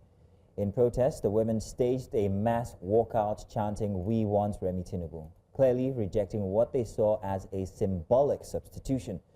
This development has since attracted strong reactions. Delta State, the Niger Delta activist Ankyo Briggs condemned the incident in sharp terms, describing it as an aberration and an insult to the dignity of Rivers people. Now, this situation raises broader questions about governance protocol, legitimacy, and the politicization of empowerment initiatives. And so joining us this morning to explore this is we have Ankyo Briggs, Niger Delta activist, and also joining us will be our correspondent who joins us live from Rivers State as well, and that's Biola Festus. But first, Mrs. Briggs, thank you so much for joining us, and a very good morning to you. Thank you very much. Good morning to you. Happy Sunday. Happy Sunday. My name is actually Ankyo Briggs, and it's not Mrs., it is Miss. Miss Ankyo Briggs, thank you so much. Let's just get started, shall we? What do you make of let's start with the walkout by Rivers women during the empowerment program. Was it justified? Did they have a right to walk away? Oh yes, everybody has a right. Everybody has a right to walk away from a situation that they are definitely not comfortable with. But one thing we must continue to make very clear and plain and truthful to ourselves and to the rest of Nigerians to understand is that we are in a very precarious situation in Rivers State. And I've been saying that people are angry. It's not just women, men, and women, and youths, and elders are angry. The position we find ourselves in, where we know that someone in the person of IBAS has been imposed on us under very false narratives to Mr. President. Putting that fact on one side, what happened on Friday was that women were told, women in politics, women on the fringes of politics, civil servants, workers, market women were told by the system from the First Lady of Nigeria's office, that she was going to come, or rather she would maybe send someone to represent her. We're getting to find out that on the other hand, the person who should represent her in any state is the First Lady of that state. Now, if the First Lady of that state, in this instance, Mrs. Valerie Fobra, decides to appoint another person, that's a different thing. And if Mrs. Remi Tinubu herself, the First Lady, a Niger Delta daughter, I might add, and therefore, in my view, and in the view of other women of Rivers State, a daughter of Rivers State as well, she is the third lady from the Niger Delta region that has ended up as First Lady, and it's a thing of pride.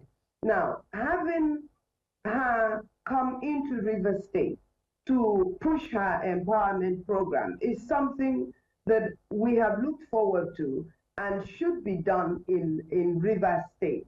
Now, there is a confusion that the message was not delivered correctly, particularly to the group that I also belong to, which is called Rivers Women Unite for Sin. Now, this is a group that has been on ground for over 1 year, since 2023 to be precise, for praying for Rivers State and praying for the governor of Rivers State for his success and development of the state.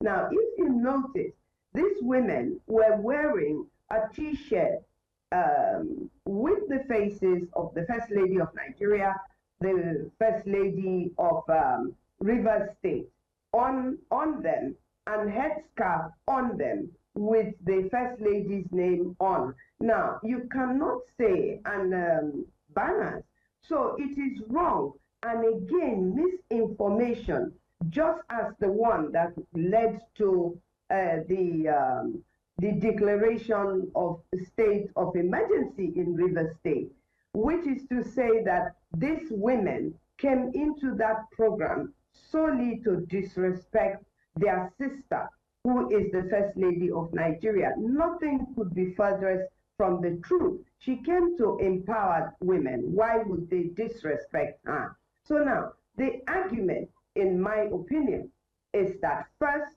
they were misinformed. Then secondly, this is a game that is being played to put the blame on the suspended, unfortunately, the suspended governor of Rivers State, whom we actually voted for. Right. And then we have someone who is disrespecting Rivers women, Ibas. He has threatened women a week or 10 days before this time, and I responded to that myself personally, where he said women that are supporting Sim Fogra are testing his patience. Now, if he's impatient with Rivers women, then very clearly he cannot be in Rivers State, because he is not sent to come and test our patience or disrespect us. Now, bringing his wife to address the women of Rivers State is where the crux of the matter is. It has nothing to do with the First Lady of Nigeria. Yes, the First Lady of Nigeria was supposed to be there. Now, she was not there.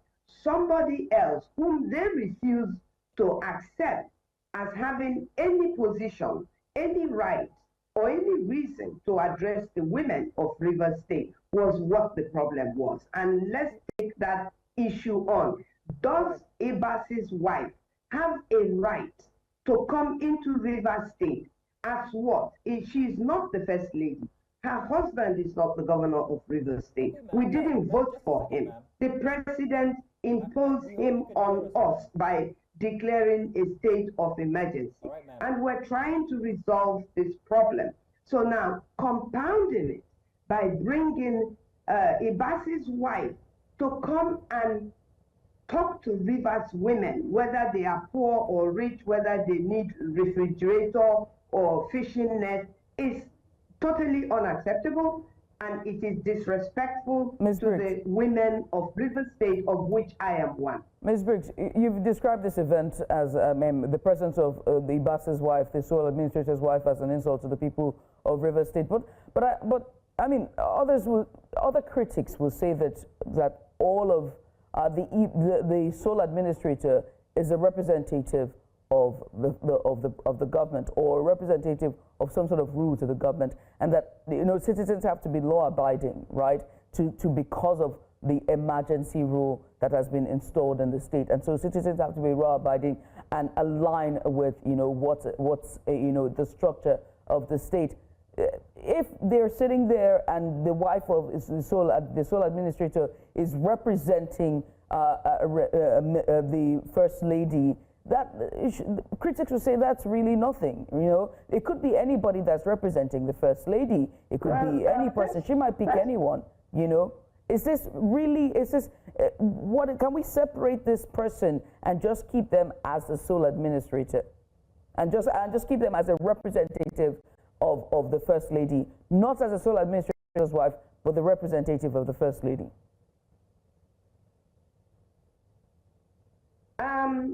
You see, this situation in Rivers State, as I said at the beginning, is a very precarious situation that we find ourselves in. And therefore, it is pretentious and insensitive to pretend from any level, to pretend that this is not an issue. Again, I repeat that, yes, the president declared IBAS as the sole administrator or emergency, whatever. But is this agreeable with the majority of Rivers State? No. Does that mean that if Rivers women, some Rivers women, the majority of Rivers women decide to say that this is uncomfortable and unacceptable to them, it is a right? And let us not bring in the First Lady of Nigeria. And in my opinion, I believe that getting to have this program at this time in Rivers State is mischievous at best, to knowing fully well that women will respond when the wife of the sole administrator, so-called the sole administrator to administer Rivers State. When these issues have not been resolved, I think it is insensitive to go ahead not only to bring the program, if it must come at this time, but to bring the wife of the sole administrator is not appointed by the president to come and oversee Rivers women. He appointed. But she could have been representing the First Lady. Rivers State. But she could have been representing the First Lady. She could have been a representative of the First Lady at that event. Because I understand that the Renewed Hope Initiative, or the Empowerment Initiative by the First Lady, has been going around other states, and she has representatives. She might just have picked the wife of the sole administrator to be her representative there. Can she not be accorded well, we need to hear. I think we need to hear from the First Lady. First and foremost, I think we need to hear from the First Lady. Secondly, I think it is rightful and respectful to the women of Rivers State, so that they could have chosen even not to go to the venue if they so wish. Look, if those women didn't go, the women that are being referred to now are the Rivers Women Unite for Sin, and those I am speaking on our behalf right now. And if those women from that group had not turned up, then obviously this walkout would not have emerged. This is the impression that is being given because their name have been mentioned. Now, if those women had decided from time, and let's be very clear, these women have said continuously, and at that point, they were even shouting, we want Mrs. Tinubu, we want Oluremi. That is what they were saying. Now, if that's what they are saying, it's very clear that it is not the First Lady of Nigeria, that it is about them showing that they do not want, the wife of Ibas to address them, and to demonstrate that if they don't want, then it is proper that they walk out by demonstrating that they don't want her. That is their right. It does not, let people not say that they are not law abiding because they have said what they don't want. I think that is unfair. It is unjust to say that people cannot say that they don't want Ann Q Briggs and that they want somebody else. I don't think that that means that they are not law abiding. They could have brought any other person but Ibas's wife. Let's not run away from the fact that this is not about the First Lady of Nigeria, no matter how people want to twist it. All right, it is about the wife of Ibas addressing the women that walked out. They chose to walk out. It is not a crime to choose to walk out of a venue if you don't want to listen to the person who is talking. Thank you very much, Ms. Briggs. Biola, we've left you in the wings for long enough. Apologies. Our News Central correspondent from Rivers State, Biola Fest, is here joining us. Biola, you've been covering this, so would like to know, what else are you hearing? Has the conversation transited into everyday speak? What are the people of Rivers State talking about, especially regarding this instance? Did they generally feel disrespected themselves? Tell us what you have gathered as you're gathering a report.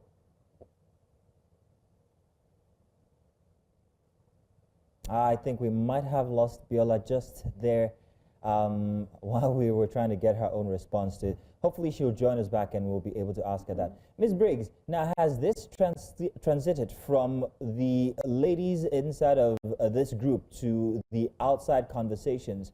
What are the people of Rivers State saying regarding the situation, the missing First Lady and the replacement by the sole administrator's wife? To be very honest with you, and I mean, I do speak and work with the truth. I don't twist anything. I have no reason to twist anything. As a matter of fact, my credibility depends on telling the truth. I'm not a politician. I do not think like a politician, but I want to know what politicians are doing in my name. Now, I have spoken to a lot of people. I've received a lot of calls from different people, from southeast, southwest, different ethnic nationalities, that have said that they do understand what happened in Rivers State on Friday, and that the women do have, it's an issue of right here now.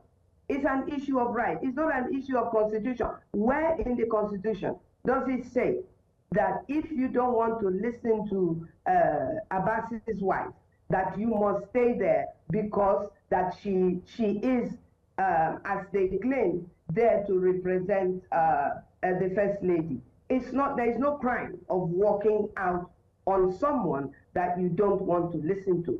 I mean, I would feel uncomfortable if people walked out where I am speaking, and because I am a public speaker. But quite honestly, I will understand, because nobody is forced. There is no force to stay and listen to someone that you think should not be addressing you, and that remains the problem. Now, Ms. Briggs, let's talk about the broader implication here when it comes to female voices and representation.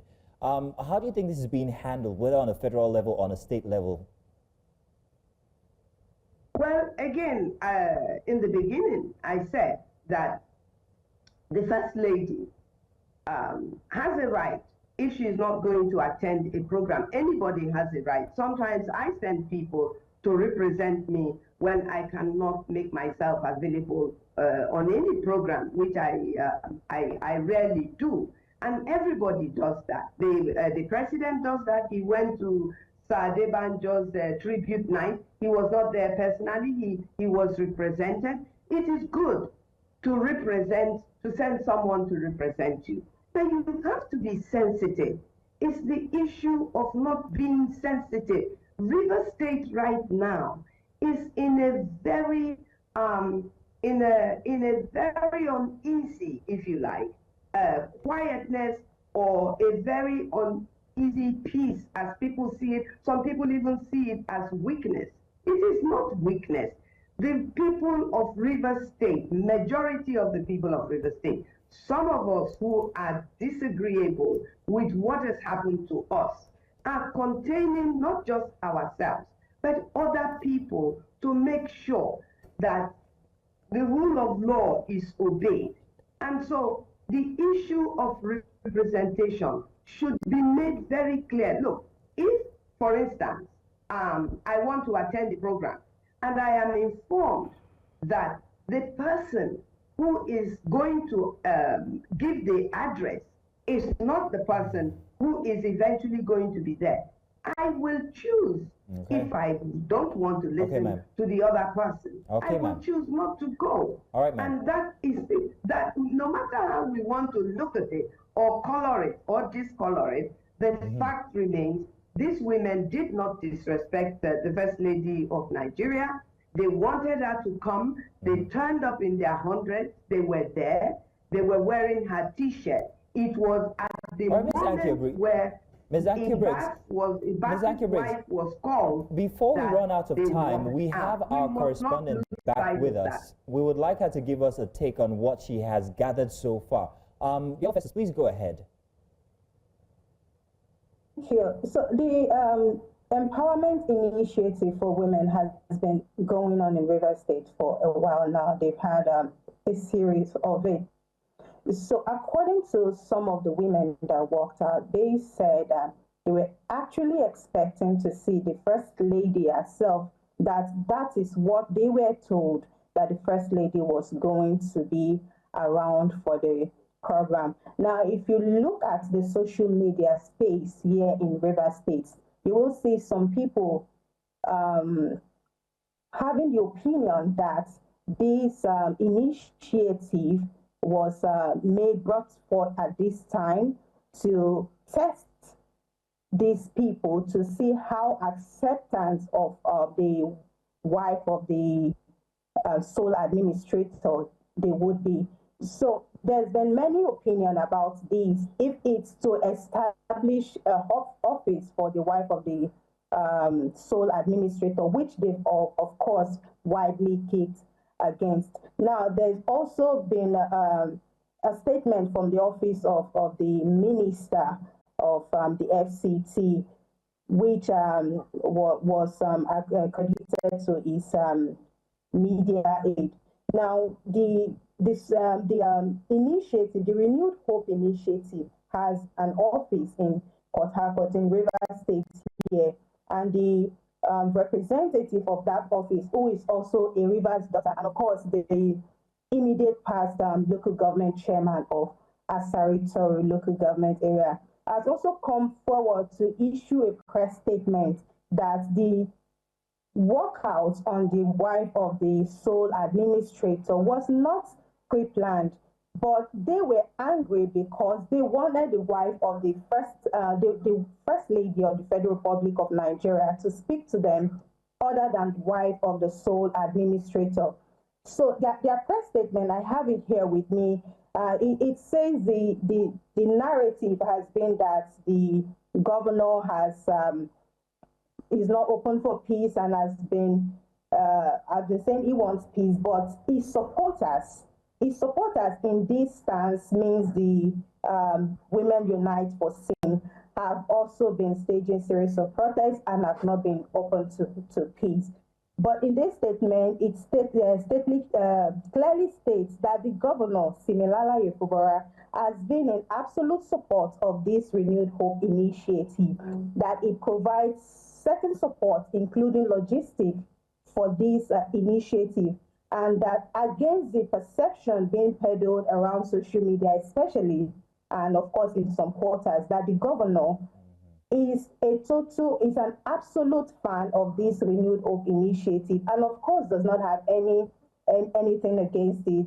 And that the last one, of course, which the women staged the walkout on the wife of the sole administrator, that the governor supported it with logistics and many other things. Now, unfortunately, Biola, we are at the top of the hour and we do have to take the news. We wish that we could discuss more on this, especially your reference as this being a litmus test for the sole administrator's wife. I had other questions, but I bet we'll discuss this on other opportunities. Thank you very much, Ms. Ankyo Briggs, and thank you very much, Biola Festus, for joining us on this conversation. Thank you, Mazino. Thank you so much, ladies.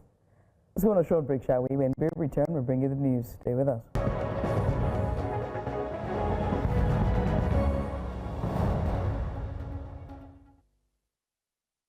Real quick, welcome back again. Top of the hour and time for the headlines. My name is Mazino Appeal. Let's begin with security issues. The House of Representatives Committee on Public Petitions has summoned the governors of Benue and Zamfara states, Hyacinth Alia and Daud Lawal, along with their respective state assemblies, in response to escalating insecurity in the two states. The summons followed a petition from civil rights groups, guardians of democracy and rule of law, which called on the House to assume the constitutional responsibility of both state assemblies, citing a failure to address the deteriorating security situation. The parties have been scheduled to appear before the committees on Thursday, May 8, to defend their roles in addressing the crises.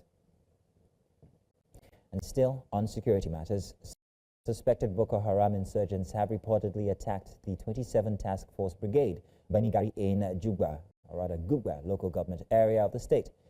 This is coming less than 48 hours after the Northeast Governors held its 11th forum meeting in Damaturu, the Yobe state capital.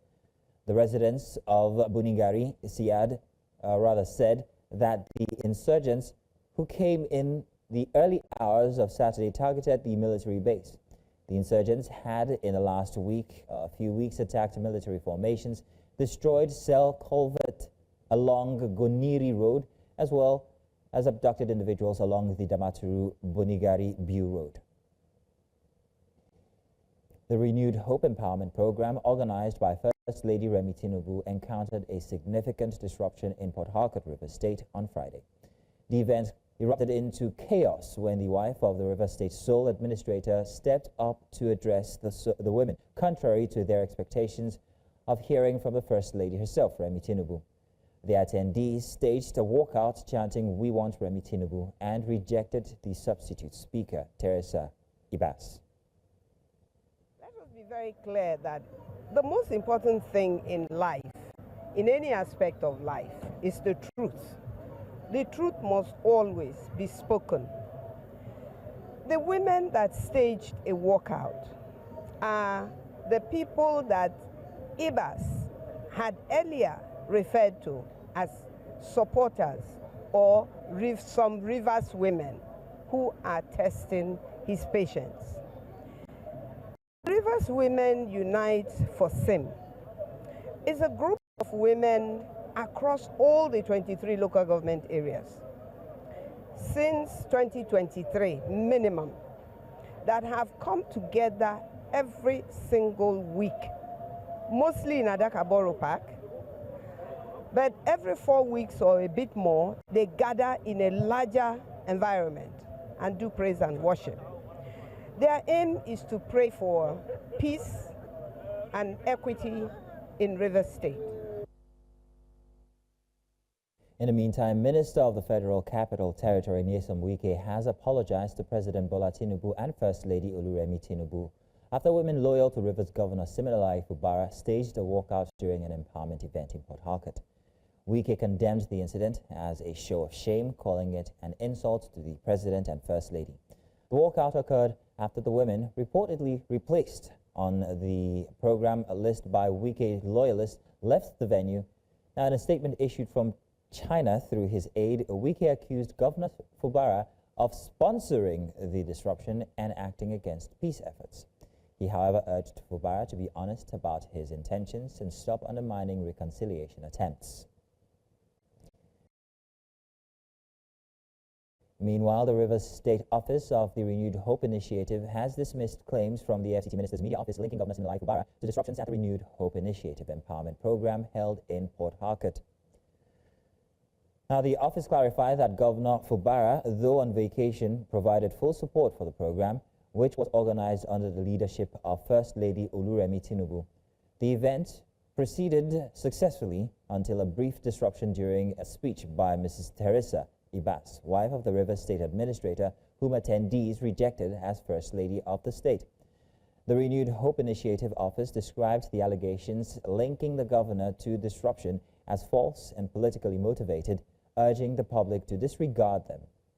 It reaffirmed the governor's strong backing for women's empowerment and praised the program's overall success.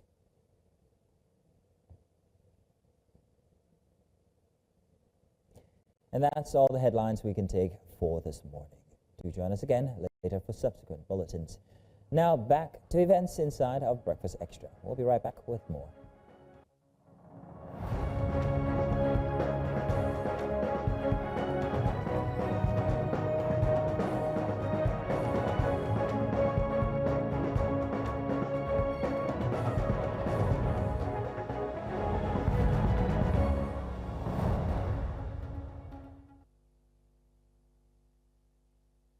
And you're welcome back, and real quick, let's talk about scrap to sculpture. In a world often buried under the weight of its own waste, one man is literally sculpting a new narrative. Dotun Kukwola, a Nigerian metal sculptor whose artistry breathes life into scrap. Known for his larger-than-life animal figures and intricate metallic forms, Dotun doesn't just create art, he revives discarded history and gives it new purpose. His works are more than decorative. They're bold statements on sustainability, identity, and transformation. A trained painter turned self-taught sculptor, Dotun's journey weaves through academia, industrial zones, and also galleries from across the globe. From rusted bolts and dead car parts to towering elephants and abstract forms, he is redefining contemporary African art by turning the ugly into the unforgettable. His pieces are not just art, they're metaphors for redemption, innovation, and also an African story told in steel. Let's take a look at some of his brilliant work here inside of this exclusive.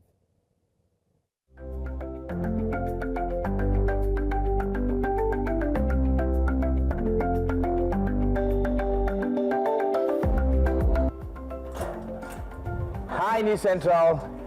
My name is Dotun Kukwola. Welcome to my cave. Come on in, come on in.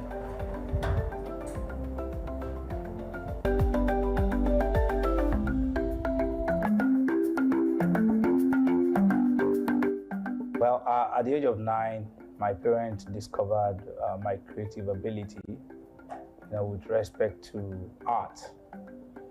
Due to the fact that I was very destructive, somehow I would create designs on leather chairs at home.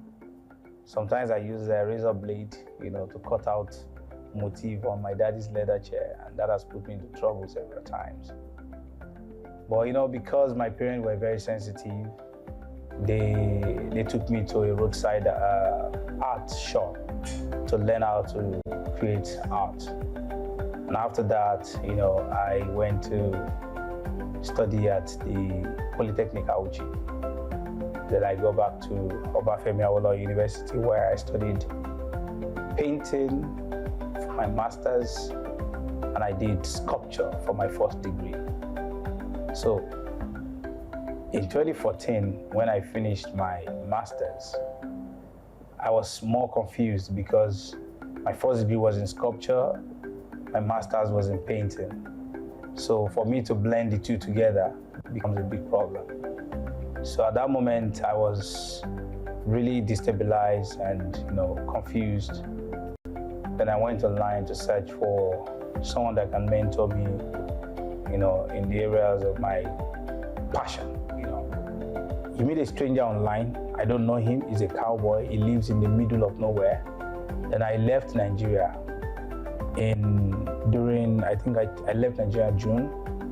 So I flew to New York. I couldn't afford a ticket from Nigeria to South Dakota. So I sold my car, bought a ticket that took me to New York City. So I got there the third day.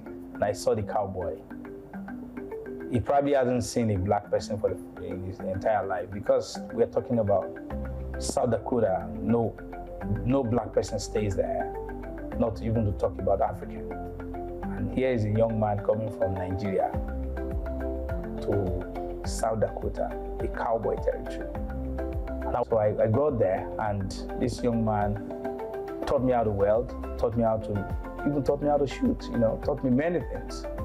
And after that, I came back to Nigeria and I started creating piece of art from recycled materials. And from that moment, my art changed. But let me say, as an artist working with metal, one of the biggest challenges you would ever have is constant electricity. Because for me, practicing in Nigeria is a lot. I mean, you consider buying fuel every day. Sometimes I spend like $100 on fuel to run my studio. And that's a lot, So that is a huge challenge for a welder, for a sculptor. And I think that needs to be worked on. One of the first pieces that I did that went viral was my beautiful dog at the Legend Hotel in Lagos. I call that piece Iriola. Iriola actually changed my life, changed my story, changed everything about me. That dog, is a Boabu. It was purchased to one of the best places you'll ever see in Nigeria, And I think what is spectacular about that piece is that everything about me is inside that piece. My sweat, my tears, my problem, my joy, my sad moment, my most creative moment, my bruises, and my soul is inside that piece. I consider that work like, for instance, somebody taking your daughter for a marriage and you're like, my daughter is gone forever. I mean, like, she's gonna be with another man. So that piece is my brainchild. And I think I'll forever remember Iriola. My pieces are like resurrecting a dead situation and bringing life into them. I go to junkyard to pick up scraps. They are dead, they are dirty, they are stinking. I bring them to my studio, wash it, disinfect it, clean them, weld them together, paint it, and bring them to a new life. So technically, if any of them would speak, they would talk about, resurrection. And that is even my story.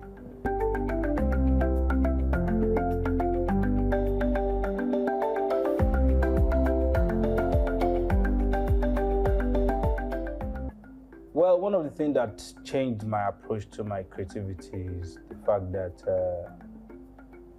I never knew that I could hit the limelight as at the time my work started selling. Because Nigeria is designed in such a way that you as a creative, you have to kiss before you can, get to the top. But that never happened to me.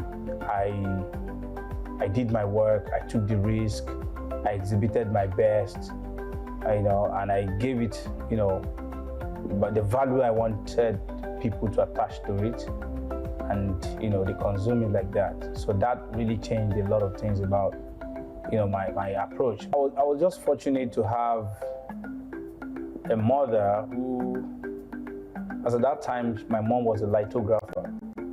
And for a mother that is a lithographer, she does amazing work with light and graphics. Then she probably didn't know I had that creative impetus with me, but she knew that anytime I want to create any drawing, I draw on the car, in the house, I draw on the wall, draw on everything. So she started getting me sketch pads, crayons, and all sorts from very tender age till when I was 9, that they saw that, okay, it seems this guy really wants to study art before they put me to art school, like an art shop. But I mean, they've really supported me. So I have been fortunate from childhood to have supporting parents, even though they were not formally educated. You know, when you say they didn't have the formal education, you know, but they were sensitive enough to discover my creative talent, and they gave me all the support. Thanks to my mom and my dad. Nigerian art is beginning to take the rightful space within the global art space.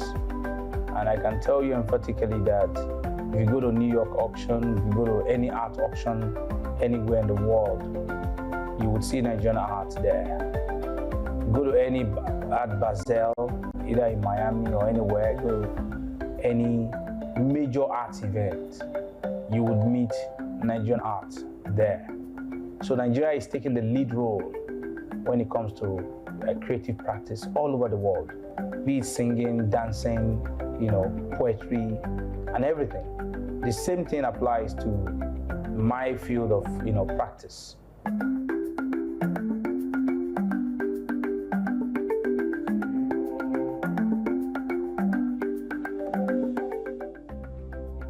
The truth of the matter is sometimes some scholars will tell you that an artist shouldn't talk about his works.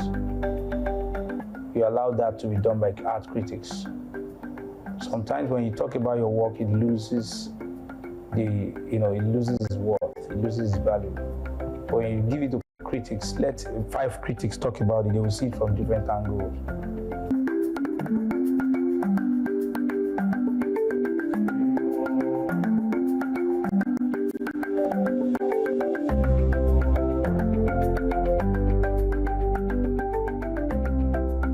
One of the things I make sure I do is to teach them how to think, because I mean you can learn the art of welding, but when it comes to creativity, you know, you just have to get a little bit deeper to understand.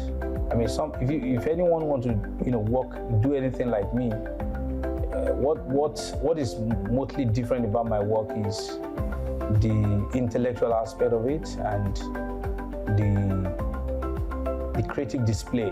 You know, the beautiful thing about this life is to leave legacy. I mean, you can't know it all and just keep it to yourself. So I always try my best to give all my all, you know, to any of my apprentices or, you know, my students, so that when you see them in the public, you can say, yes, I'm proud of you.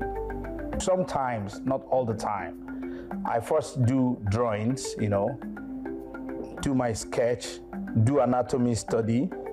Then after the sketch, I'll do clay study. Then after the clay study, I'll go to my studio and weld. But if the spirit gives me the energy to just weld, I probably don't bother myself. I just work spontaneously. So there are different dynamics to, you know, creating art, and I probably don't want to restrict myself to one way of doing it. So sometimes I just do it as the spirit leads. At the same time, I also still work with a smart approach of creating sculptures, you know. Art is self-expression. You can do it anyhow.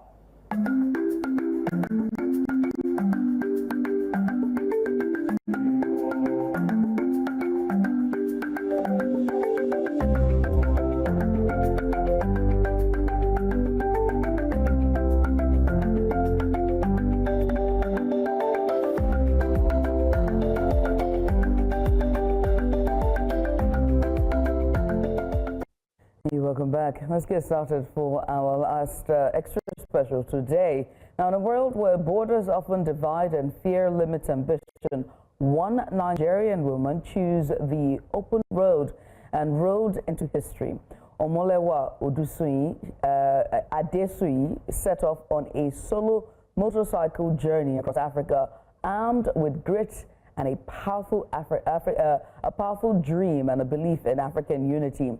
Now, what started out as an idea has now turned into a bold mission to traverse the continent by road, experience its people, their languages and landscapes firsthand, and unite Africans through shared stories of resilience.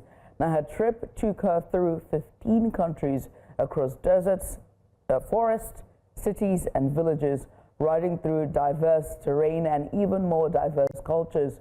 Along the way, she captured moments of joy, challenge, and solidarity as a moto vlogger, using her camera to tell the story of a continent often misunderstood.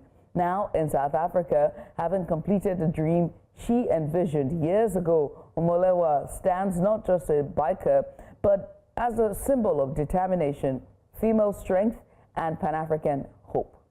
Yes, her journey has inspired thousands online and also offline, from visa issues and road mishaps to overwhelming hospitality of strangers. Her ride was more than just a road trip. It was a call for Africa itself to discover its own pride.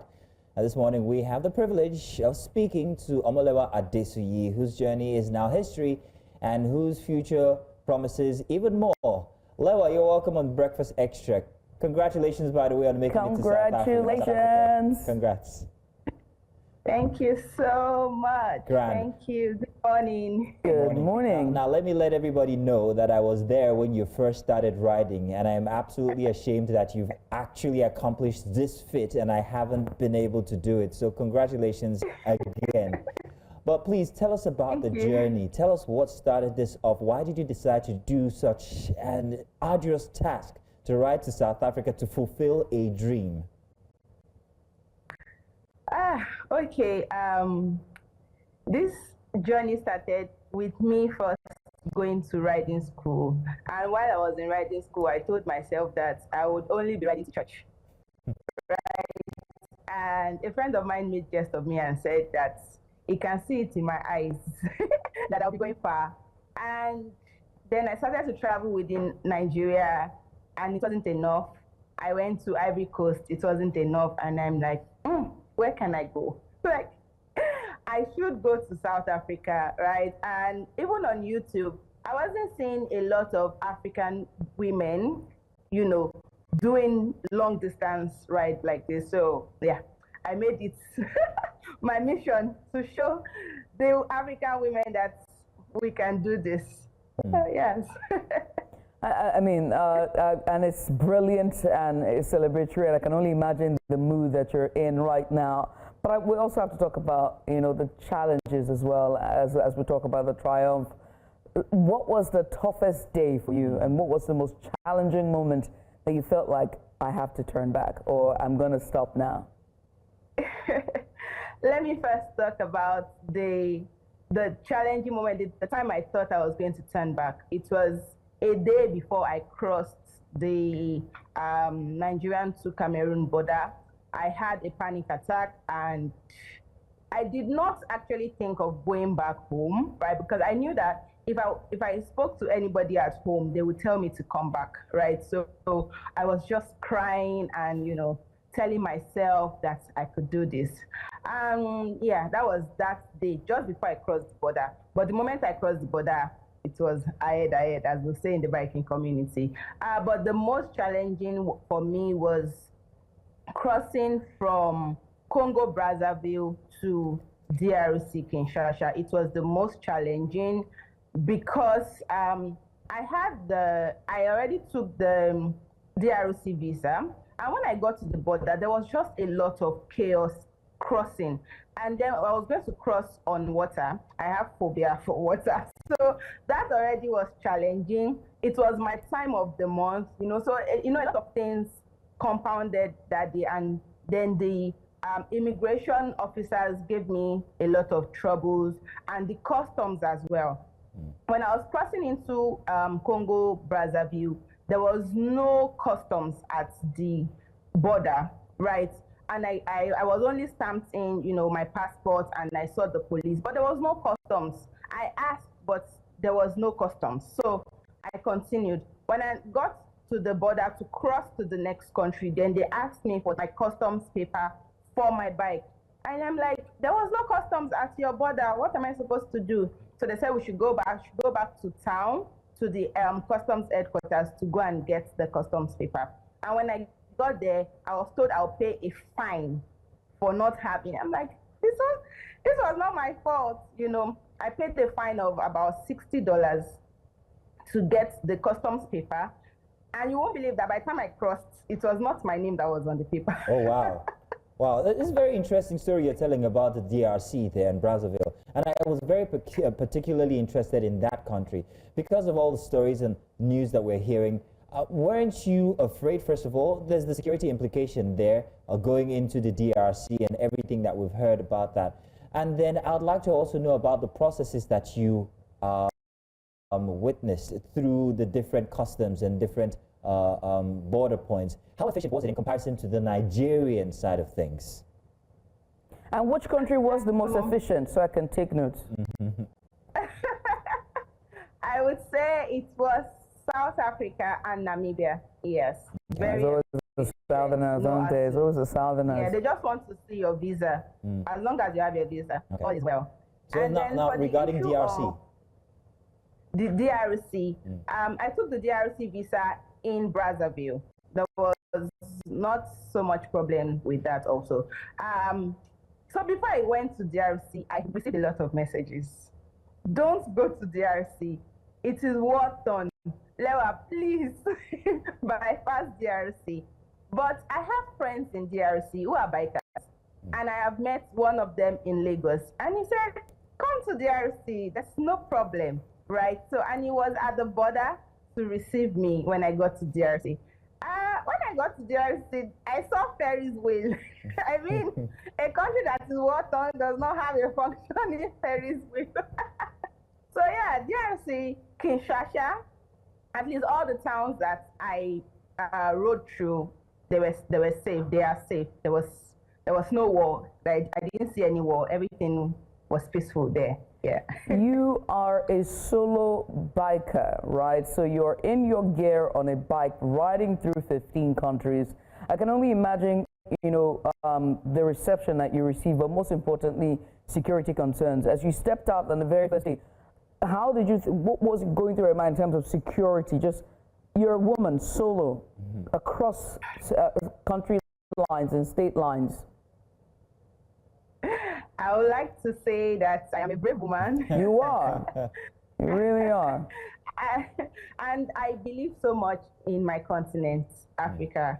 I know that Africa can be very safe, right? You just have to have the right mindset, and which is what I set out with. I believed also in the riding community.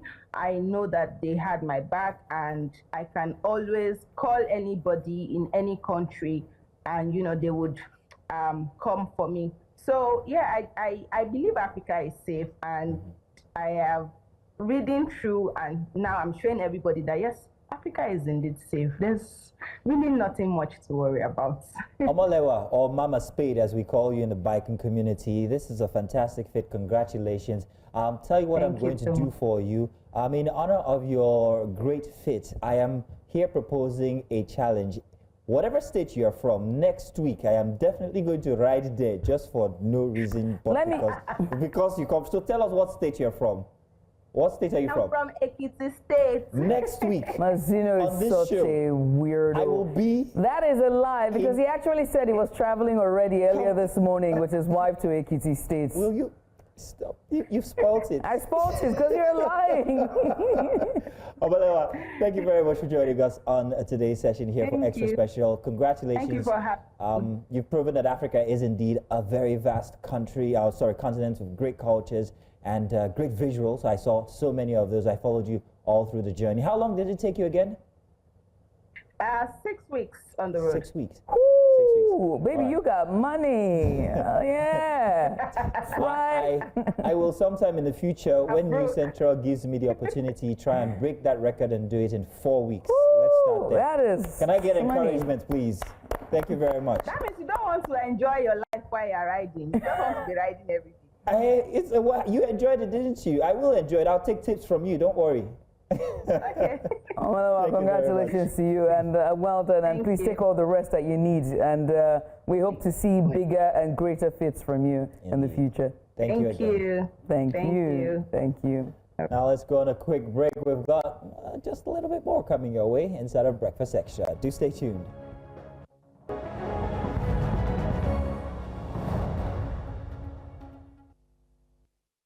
We have an exclusive for you right here on News Central. It's a story that sounds like fiction, but is all too real. In a country where billions can vanish without consequences, a teenager was sentenced to death for stealing a chicken and some eggs. Segun Olowokere, just 17 at the time of his arrest in 2010, spent over a decade behind bars, convicted of armed robbery and handed a death sentence in 2014 by the Osun State High Court. A chicken and eggs, that was the value of his alleged crime. And while the court says justice had been served, the public saw it as a failure of the system, a grim reminder of the disparities that plague Nigeria's justice process. Now, fast forward to December of 2024, and a twist in the tale, Governor Ademola Adeleke responded to years of public pressure and advocacy, exercised his power of mercy, and granted Segun a full pardon. Now free, Olowokere's story stands as a powerful testament to the urgent need for legal reform and proportional justice in Nigeria. In this special report, we revisit the journey of a boy caught in the jaws of a system meant to protect him and the national conversation it has reignited. Take a look.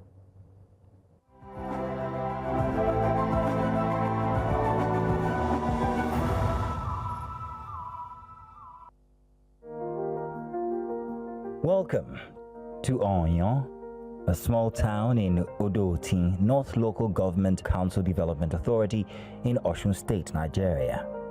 With 4 known ruling houses, it's a place where traditional cultures and farming are deeply rooted, and where the people are known for their resilience and determination.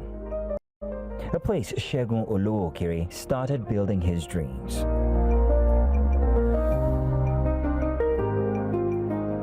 My name is Olowokere Segun. I am from Onyon, Odotin Local Government, Osun State. I'm very quiet and easy someone. I attended my primary school and my secondary school at the same Onyon before this incident happened to me. Everybody knows me. They know me that I always stay with my dad to use video cassette to rent. Once everybody come, they knows me. That's to that side, you want to rent you. Many of these boys always come. People, they come with their elder brother, they come with their father, they come with their mom or their sisters. They want to rent video cassette. Some knows me as a footballer playing football in the community. So all of them is, we know ourselves. Or else someone that is sick or cannot move. Once you're a little bit popular, small in the community, I think people will know you. And that's what I believe that all these boys knows me. Segun's love of football was evident from a young age. He played for his school team and was known for his skills on the pitch. But despite his talent, Segun's life took a dramatic turn, one that would change him forever. I love playing football very well. Even if I come back from school, my parents are looking for me. Surely they will meet me at field. Once I come back from school, I take my salary because I'm a footballer and I play ball very, very well. Even that's why I'm in the crazy course. I play football. There's one a competition going on in 2007 during the former governor Lola within my village and the governor village. So I participated in playing there with some of my elder brothers too. But then I was the only young boy among them because I play wing as 11. I used to left. My left is Badu, untouchable. I hit shots and I score goal. I always thank God that I'm still alive today. But my vision then is like, I love to play that football because anytime I'm playing ball, people are always happy. In fact, if they have never seen me on field, they will be looking for me, but they want me to be there. And I have the vision that in the future, I will play ball for this country. In fact, even out of this country. But to the glory of God, what has happened? I was cut off from being a footballer. Then I switched to another course. Then I continued my life. Segun's life was turned upside down when he was arrested and incarcerated for a crime he says he didn't commit. The experience, well, was traumatic, and it had a profound impact on his mental and physical health. As he reflects on that time, it's clear that the experience was both devastating and transformative. When I came back from school that day, I went to the shop and I sat with my dad. We were discussing about my admission, to get my admission to the institution. So he was telling me his capacity and how we can run it, this and that. That's why I hear a gunshot in front of my dad's shop. The A-locks of the police just back, and they shot the gun 2 times. Everybody around that police flew away, including my dad self. He has to dodge himself, and so many other youths. The police came down from their van, and they took my dad. When they took my dad to the police van that they brought. So from there, it's like someone is inside that van, that police van. That person was not telling those police that he is not my dad, that I'm the one sitting right there. So that's where my dad now picked that he is not the one they want to arrest it, that I'm the one. My dad now shouts from that police van that he was standing that, Ashegu, run, you are the one that the police want to arrest. Run, say run. How am I going to be running for police? Even if I run for police in my community, what of that community? What of my school? What of anywhere I'm going? No, I want to run. What did I do for police that I will be running up and down?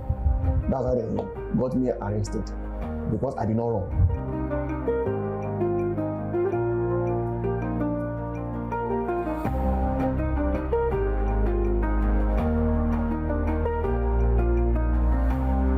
I hide myself. They were looking for me, did not see me. They go. I thought they went, so I come out. One of them came. They call him Taiwo. He's one of our police officers in our village. So he just tell me that I should follow him. I said, sir, what happened? He said, I should just follow him that. There is no problem. So I follow him to our police station in our community.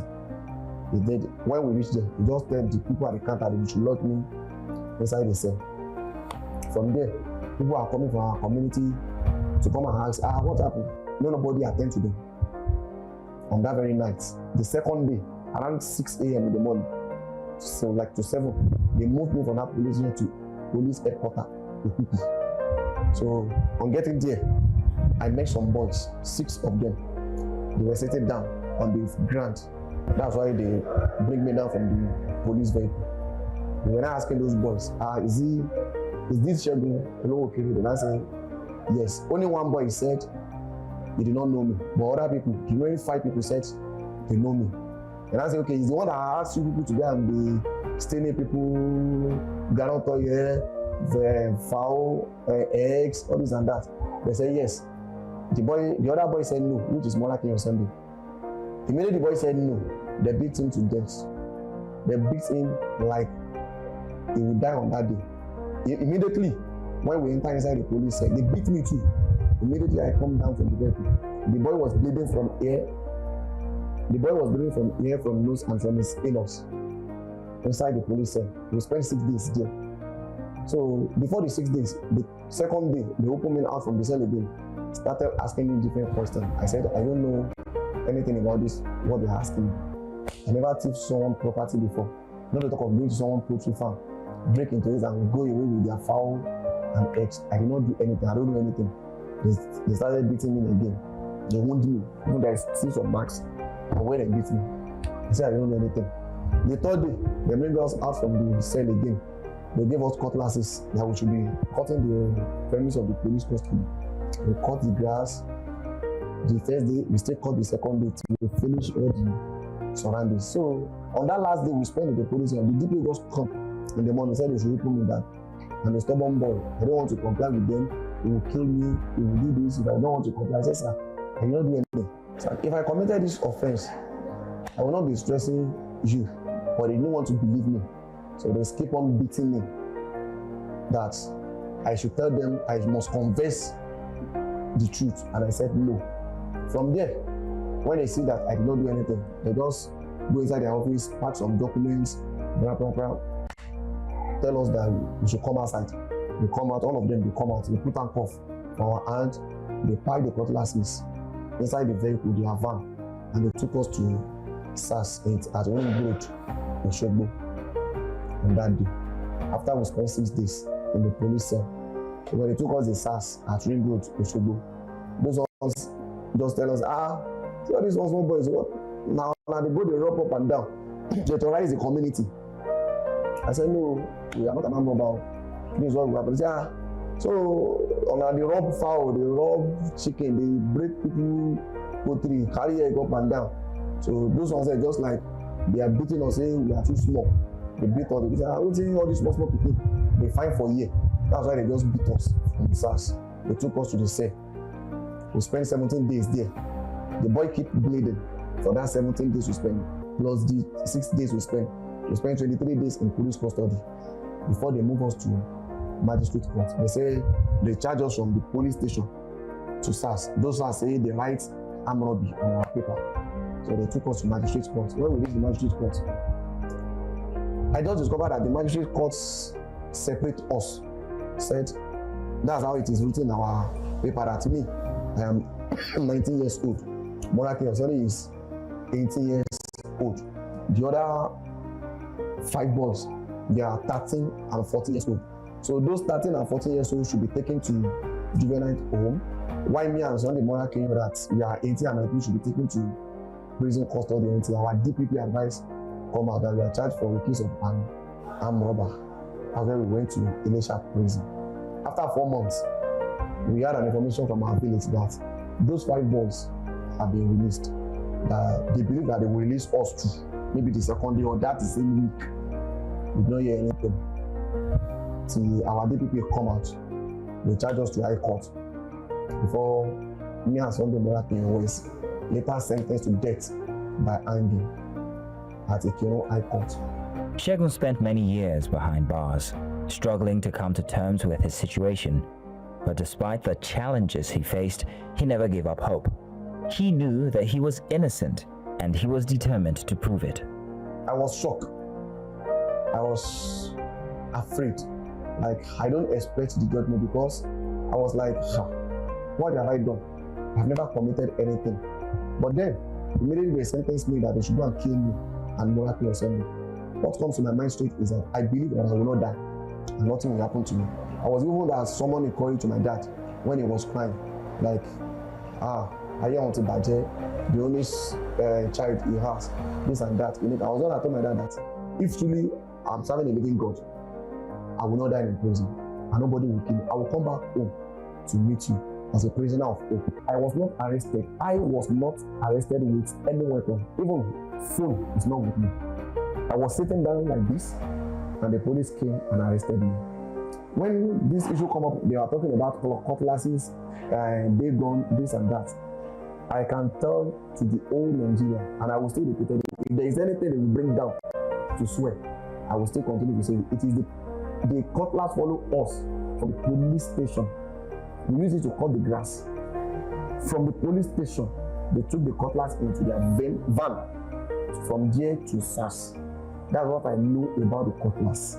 The day gun, I don't know anything about the gun until court, where they were carrying those exhibits come.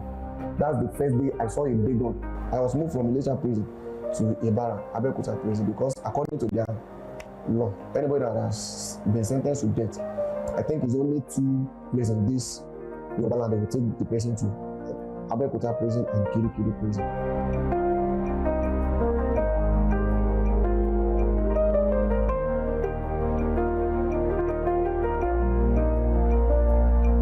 The prison of authority in Elisha take me down to the nearest place to them, which is Abuja prison. To the glory of God, I thank God because I survived the journey. But I've so many things come up. I experienced a lot in prison custody, and I see it as a lesson to me and to other fellow youths that have freedom. The first thing there is that it's a grace. I received a grace. Even when I was in the prison custody with the prison authority, I received a lot of grace from them. I think that is what makes me to live like the way I am today. It is not all of us that inside the prison have this kind of grace and opportunity. And it depends on how you present yourself. If they bring you to the prison custody and the correctional officers are trying to change you, making you to be a better person before you come back to the community. If you comply with them, it's a very good benefit to you. They will treat you like their own child. But if you, by other way around, want to be stubborn, prove yourself that you're a criminal, they will also treat you like a criminal, and you will face your consequences. I think because I apply my sense, I comply with them, I don't give them trouble, and they took me like their own child as well. That is why I am still like this. So many people died inside the prison when I was there. Even when I'm sleeping, on a very good day, I'm sleeping in my own bed like this. One of my roommates, my cellmate, we were sleeping together, we were just discussing. He said he wanted to sleep his time. He slept that night.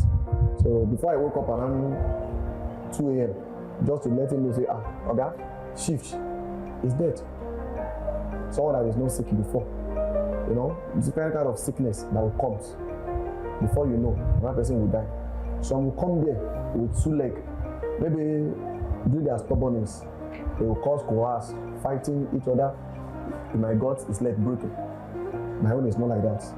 Some will come there, maybe through thinking, he will develop high blood pressure. He might lose his life inside there. All these kind of things. But me, to the glory of God, with the grace of the prison authority, I survived it with no problem. I work with the prison authority, despite I'm in it. They gave me the grace to go to school, to learn anything I want to learn, because they see me like I'm serious and I know what I'm doing. I see the challenges. The prison I am like a turnaround good for me. I did not misuse any opportunity here.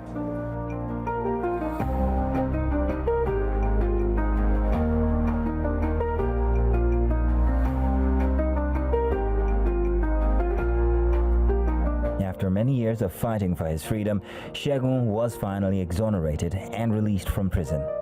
The experience was overwhelming, and it marked a new beginning for him. As he looks back on that time, it's clear that the experience was both liberating and humbling. Segun's release from prison was a moment of pure joy, not just for him, but for his loved ones as well.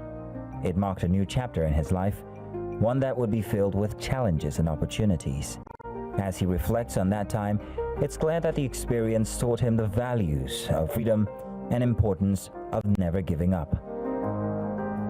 My neighbor sister here, Sister Masurat Ajoke Foundation, God has been using her and our team for me since 2022. Something happened that year that linked us together. After the incident, she started investigating on my matter that she wants to assist me. She wants me to get freedom.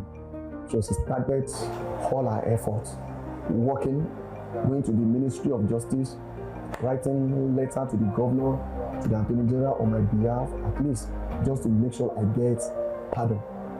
Through her, some lawyers stand, but they want to appeal my court if the governor's side does not work to grant me my pardon. But God still use one mama for me again. Mama Esther Ajayi, the owner of Keribu and Seraphic Church. Mama Esther Ajayi now said, she will try. Governor Ademola Adeleke is his own personal person.